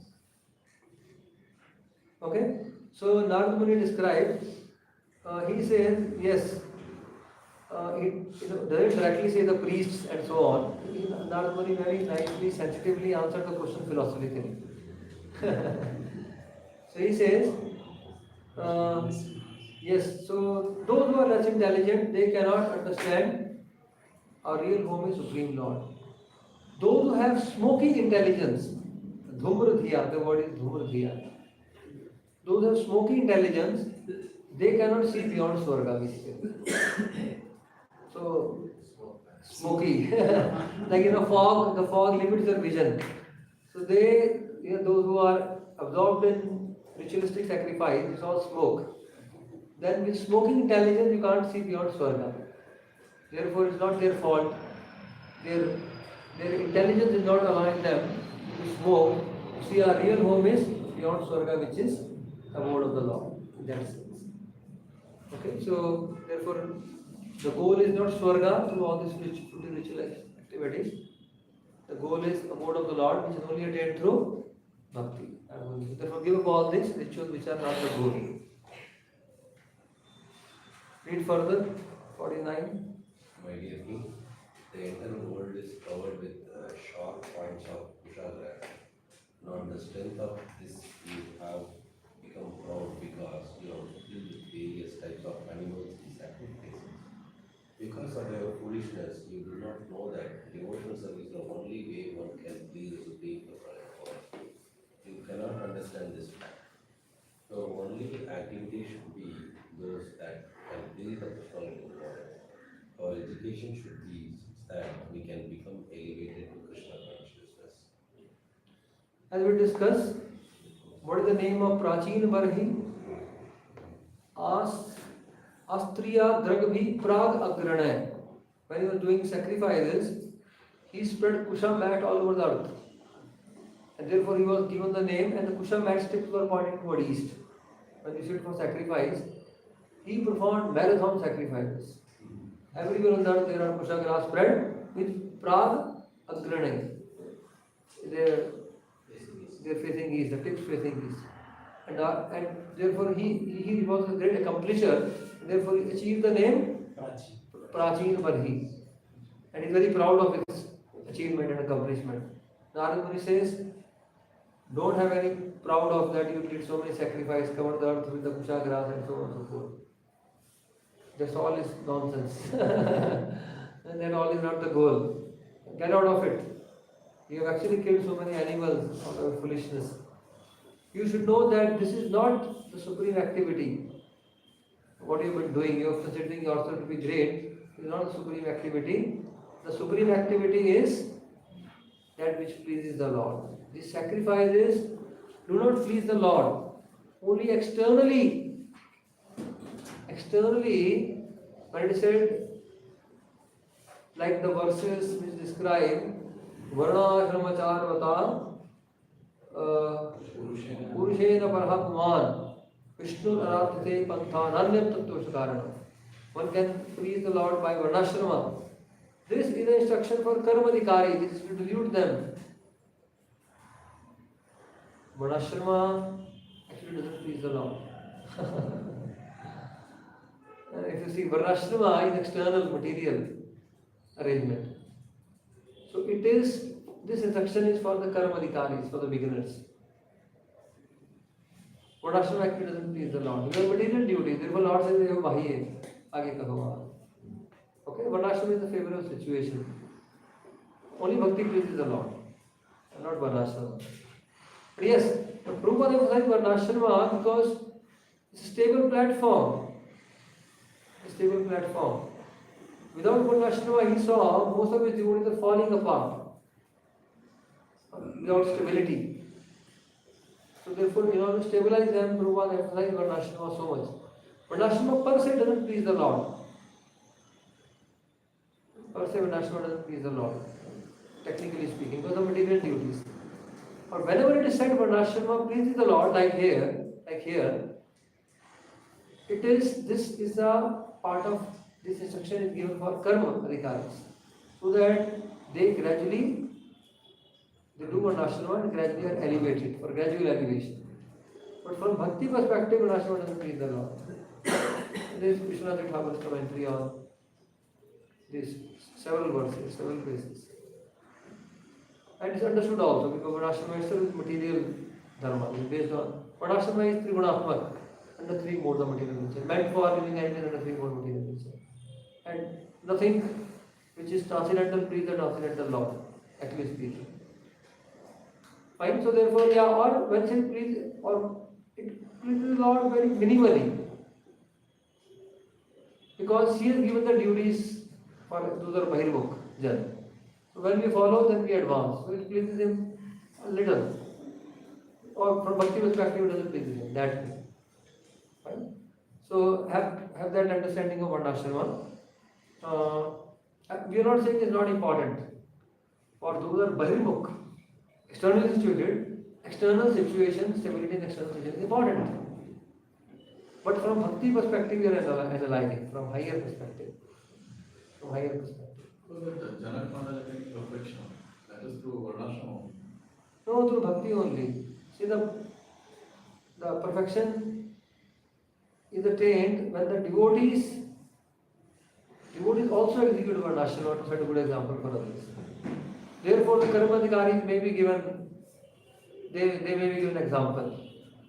But perfection is only through Bhakti.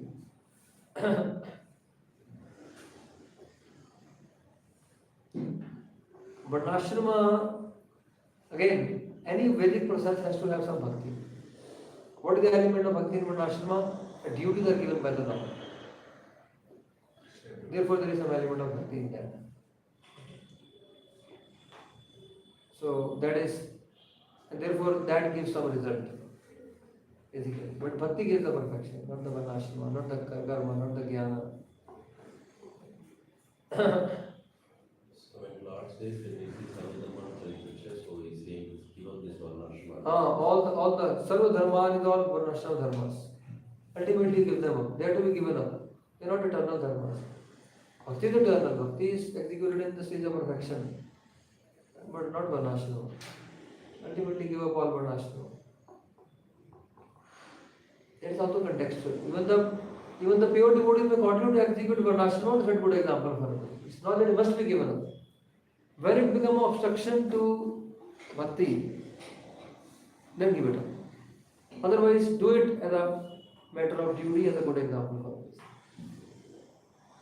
And those who are externally situated, they must do it. Those who are not, because otherwise they won't have a stable life. When the question of bhakti for sadhakas, therefore Prabhupada emphasized varnashrama for stability. Right? Like the karma is the means, and giving up the karma is the means, all related to varnashrama only. These karmas are prescribed as a part of varnashrama.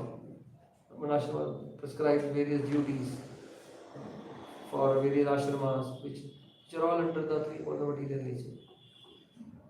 They're all connected. Karma is the means, giving up karma is the means. So varnashrama dharma is ultimately given up. Okay, so pleasing the Lord is the supreme activity.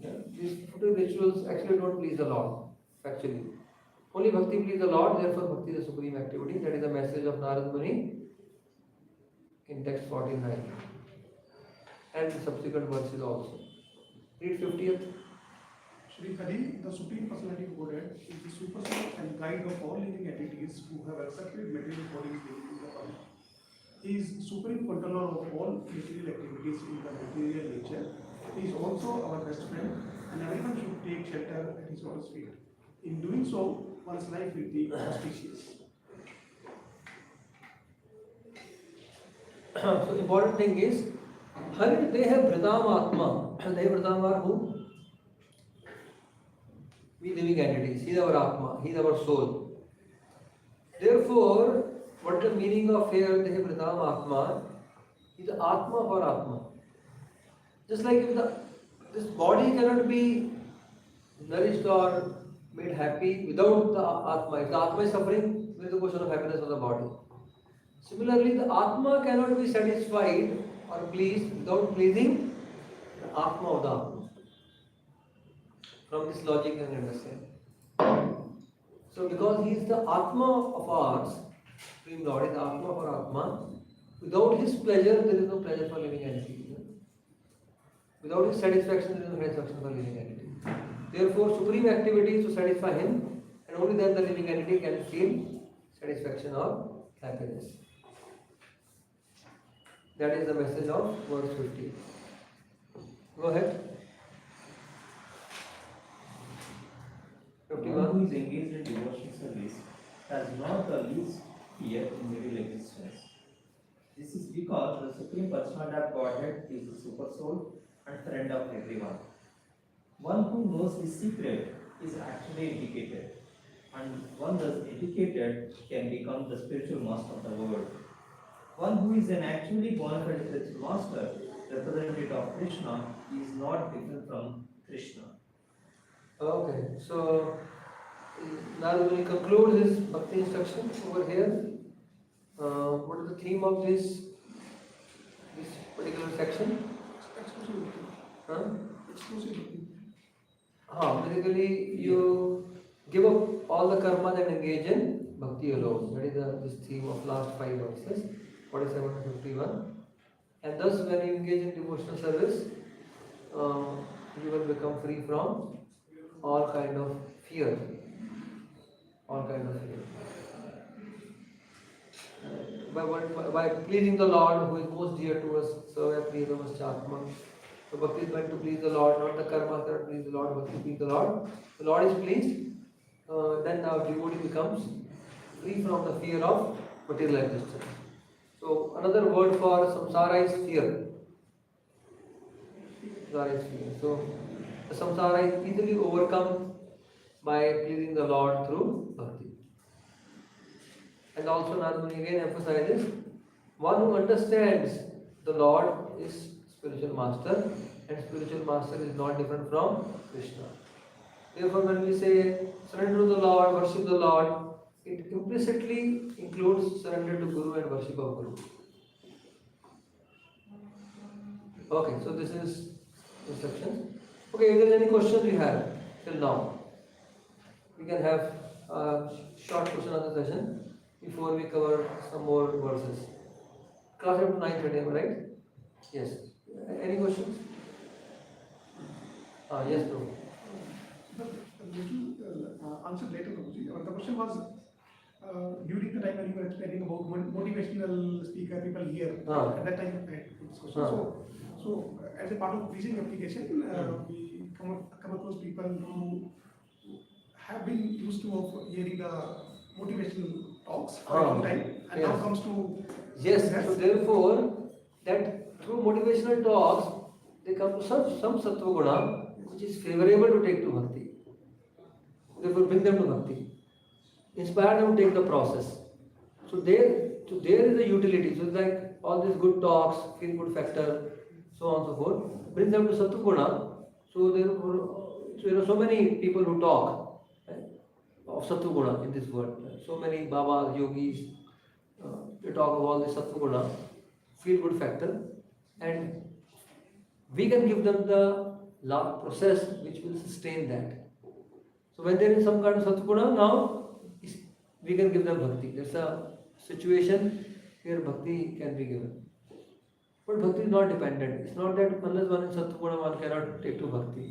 And we see people steeped in Rajaguna and Tamaguna can also be directly elevated to transcendental platform by bhakti. Right? Like that. Continuation of this, sometimes these people come with the expectation of only having feel good factor, even in the spiritual course. Yes. Means, So you say that you will feel very good by chanting the holy name. So give the process in the name of feel good factor. Whatever they want, package in that. Give the main medicine. Okay?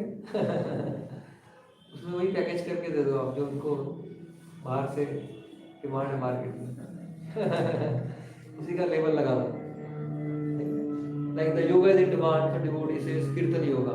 The meditation one is in demand, we say mantra meditation. तो बाहर का label change कर करके वही दवाई खिलाना है सबको उनको. Okay? Something else? Yes, Prabhu. When we discuss about that, 3 modes of material nature, on sin, like most. The person. Yeah, person. Condition.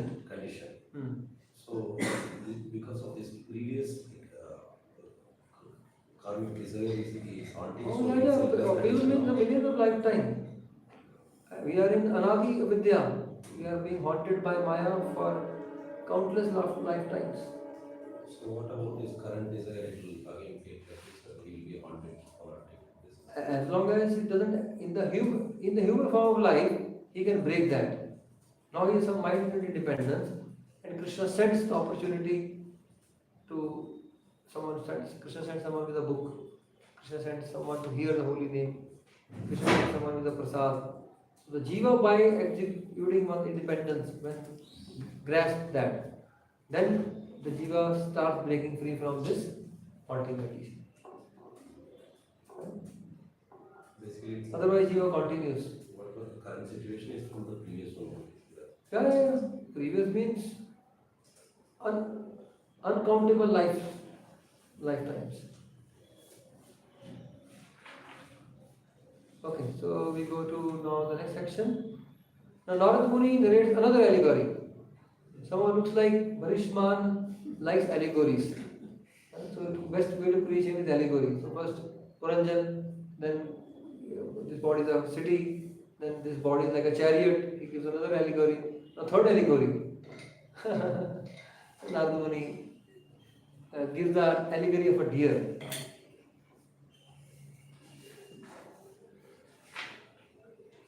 Uh, 52. Read the translation.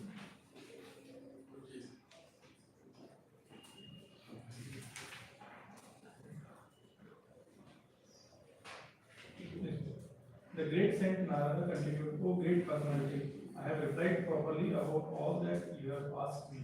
Now hear another narration that is accepted by the saintly persons and is very confidential. Okay, so now here another narration. Now Narada narrates another allegory. What is the purpose of another allegory? Narada saw that now Barishman within his heart he could see from the body language.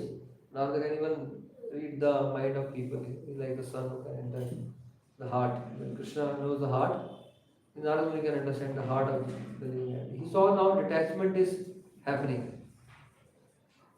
Now he thought, now I will send my servants, Barishman is thinking, to call my sons back. Who were his sons? Pracheta, who were doing tapasya. I'll send my servants to call them back and I'll tell them, now take charge of the kingdom, then I'll retire. Narada Muni there is another allegory to tell. No need to leave now. No need to wait for the sons to come. They will come and take charge on their own, don't worry. You leave now. Because the son come again, affection to the son, children, I want to train them, and so on and so forth. Once it hit the argument in his heart, and Narada Muni hits him further with another allegory, and what is the result of that? Immediate. Barishman is out of the palace. Prji basically knew that Prajita had already heard Rudra Gita from Shiva previously. Who? At this time, did Prachin Bari knew that? Prachin Bari, I'm not sure Prachin Bari knows a lot. Narada Muni knows everything.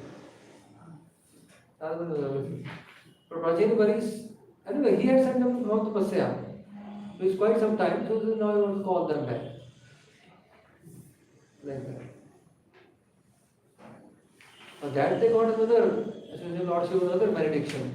That Prachin Bari is written sent to perform Tapasya. Yeah, read, so now 42, 50, this 4 verses, 52 to 55. Another allegory for him to produce immediate detachment. Act on that detachment which is rising, further strengthened. Read. My dear king, please search out that deer who is engaged in eating grass in a very nice flower garden along with his wife. That deer is very much attached to his business and he is enjoying the sweet singing of the bumblebees in his garden. Just try to understand his position. He is unaware that before him is a tiger, which is accustomed to living at the cost of another's flesh. Behind the deer is a hunter who is threatening to pierce him with sharp arrows. Thus, the deer's death is imminent. Okay, so Narada Muni gives another, he said, search out this deer who is nicely trying to eat grass in a flower garden with his wife, and he's hearing the sweet singing of the bumblebees, but there is a pack of tigers in front who will soon devour him, and there is a hunter at the back. Search out this deer, that means just to see the precarious condition. So, his flower garden is carried with his household life, he's trying to enjoy household life. Sweet singing of bumblebees is sweet talk of children and women. Who is the pack of tiger in front? They are seconds, minutes, hours, the time. They are all described as pack of tigers who are stealing away the duration of life. And death is the hunter who will shoot the arrow anytime, suddenly. Death doesn't come without notice. But at least pack of tigers in front, one can notice that my duration of life is being stolen away. But the death, cruel hunter will shoot the arrow from behind and one will be finished. So in this way, this is the precarious condition. Search out for this deer, Narada Muni is saying, and save that deer. And then the king may himself rely, but Narada Muni explicitly points out also, O king, you are that deer. Bachao apne aap ko. Save yourself from this situation. You are in that situation. So Narada Muni explains in 54. The analogy further explains. So he gives the allegory and gives the explanation immediately. Read the translation 54. My dear king, women who is very attractive in the beginning but in the end very disturbing is exactly like the flower, which is attractive in the beginning and detestable at the end. With women, the living entity is entangled with lusty desires and he enjoys sex just as one enjoys the aroma of a flower. He thus enjoys a life of sense gratification from his tongue to his genitals, and in this way the living entity considers himself very happy in family life. United with his wife, he always remains absorbed in such thoughts. He feels great pleasure in hearing the talks of his wife and children, which are like the sweet humming of bumblebees that collect honey from flower to flower. He forgets that before him is time which is taking away his lifespan with the passing of day and night. He does not see the gradual diminishing of his life, nor does he care about the superintendent of death who is trying to kill him from behind. Just try to understand this. You are in a precarious position and are threatened from all sides. Okay. Yes. So Narada Muni explains, specifically, see when you say over here the word,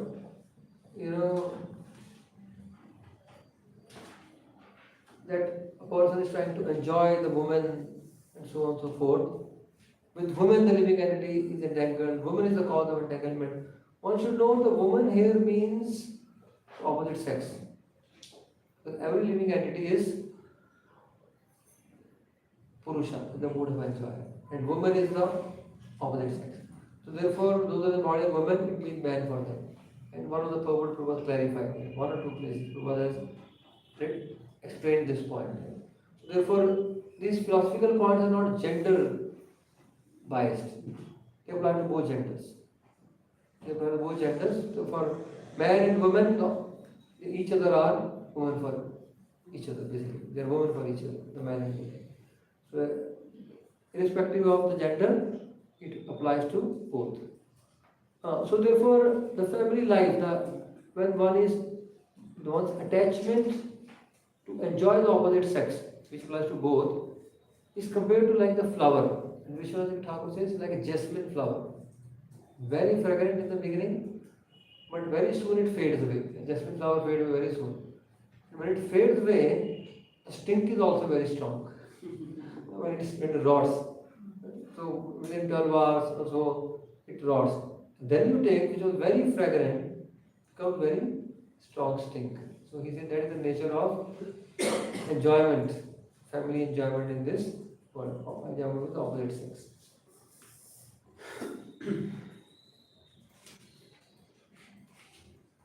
And thus Narada Muni is cautioning him and inspiring him to leave right away. 55.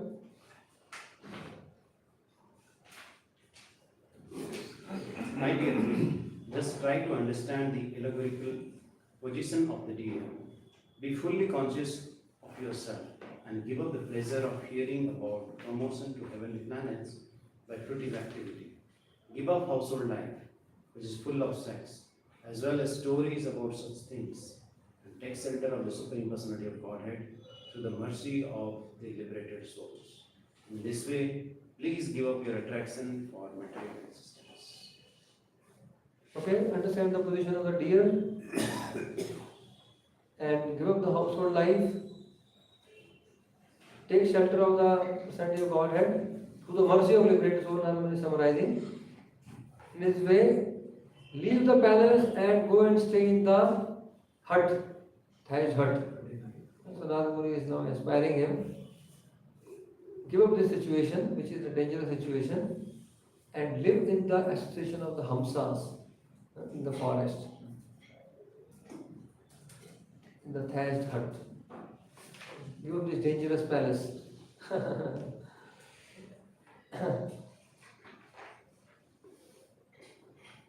in this way, Narada Muni inspires him to leave the home and to take shelter of the Lord by taking shelter of the pure devotees and live in their company in the forest.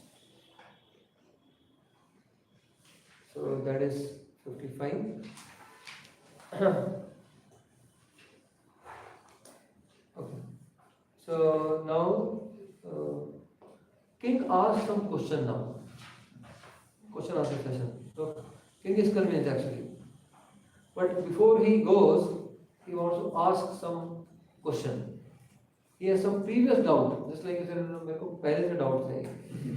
So he has one doubt in the Karma Kanda section. In the Karma Kanda, he has been doing something, but there was some doubt. Well, I don't know whether when will I be able to clarify. You are here, let me clarify this doubt also with you. So, Rajo Uvacha, Shrutam Anvikshitam Brahman, Bhagavan Yadda Bhashata, Naital Janante Upadhyaya, Kimna Bruyur Viduryati.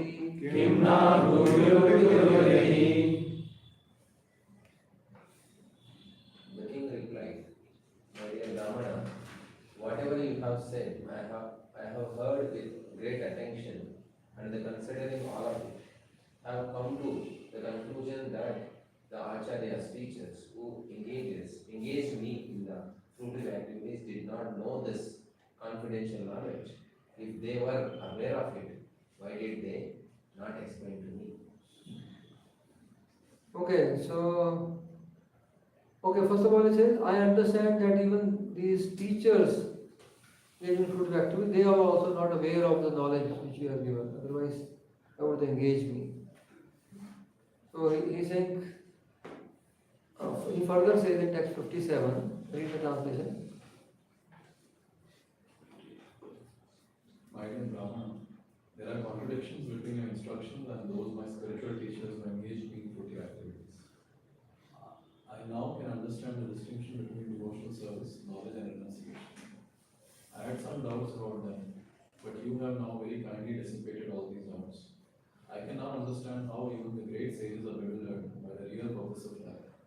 Of course, there is no question of sense-getting. Okay, so he's saying, now I understand even the great sages who sometimes are bewildered. So it's that Madhvacharya has quoted in 6th canto, one nice verse. He says, Nam kotes tu devanam rishinam sapta koteya narayanaya naha sarve ye kechit tatparayana. There are many believers of Narayan. There are 90 million, Nav koteya, 9 crore, 90 million devatas. There are 90 million devatas. There are 70 million great sages who are all Narayana. They believe in Lord Narayana. They are faithful to Lord Narayana. Amongst them, there could be one who is Narayana Parayana, fully dedicated to Narayana. So there could be many, faithless devotees of Narayana. God believers, as we say, we believe in God, as many God believers. But one is solely dedicated to God.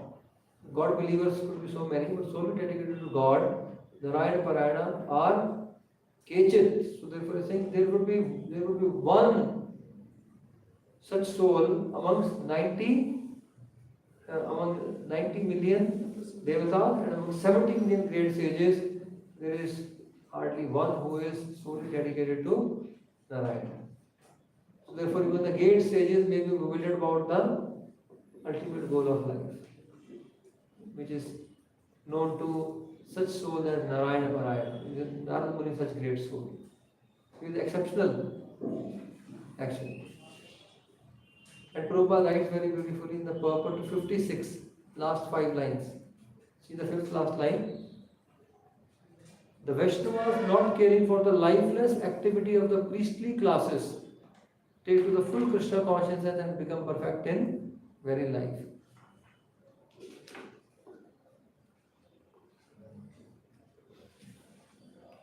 So now, the Prji variation is understanding that all these fruit activities are actually useless. Prabhupada called them lifeless. Lifeless activities of priestly class. Externally, it seems, People are doing swaha, swaha, so much life, and devotees are sleeping while chanting Hare Krishna. There is so much life in the all this swaha, and so many yajnas are happening. Ahutis are being poured, fire is being, they put ghee, the fire is blazing. But actually, that is lifeless. The real life is in chanting Hare Krishna. That's the opposite.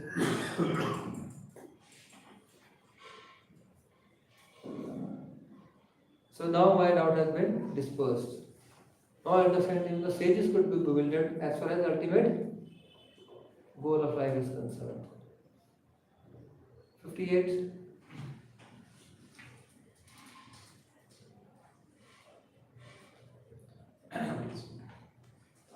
The results of whatever the living entity does in this life are enjoyed in the next life. Now he introduces this doubt. First of all, he said, I understand without doubt the highest goal. I also understood that the sages were bewildered to guide me. But now I have one more question. What is that? The results of living entity in this life are enjoyed in the next life.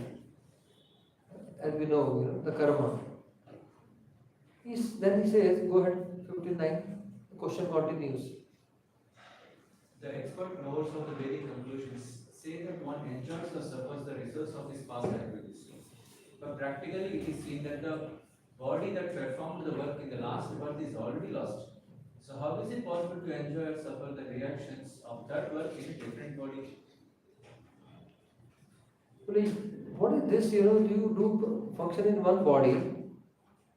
You have done karma, karma is over. And the body is also over. And some other lifetime you get the result. I can't logically understand, This is, where is that karma stored? The karma has ended, perform karma, karma is over. The body which you perform karma, that is also over. Where is that karma stored and comes the next lifetime? And why it happens? Work done by one body, the result is given to one person in another body. That hinders a person's progress or whatever. So why is there such a weird system of law of karma? Many people isn't fit their understanding that why was performed in one body comes after lifetimes after another next body after 20 lives, 50 lives. Some karma may be yielding fruit. 50 lives, not just 50 lives. Even after hundreds, thousands of lives, some karma may be yielding results. Actually. Therefore, what is this weird system of karma? When the karma has ended, body has ended, still the karmas are coming. Who keeps track? Where they are stored? All these things basically. This is the question. A nice question. So many people have this question. We will see the answer tomorrow. Hare Krishna. Srimatra Srimad Bhagavatam. Jai Srila Prabhupada Ki Jai. Jai Bhakti Prema.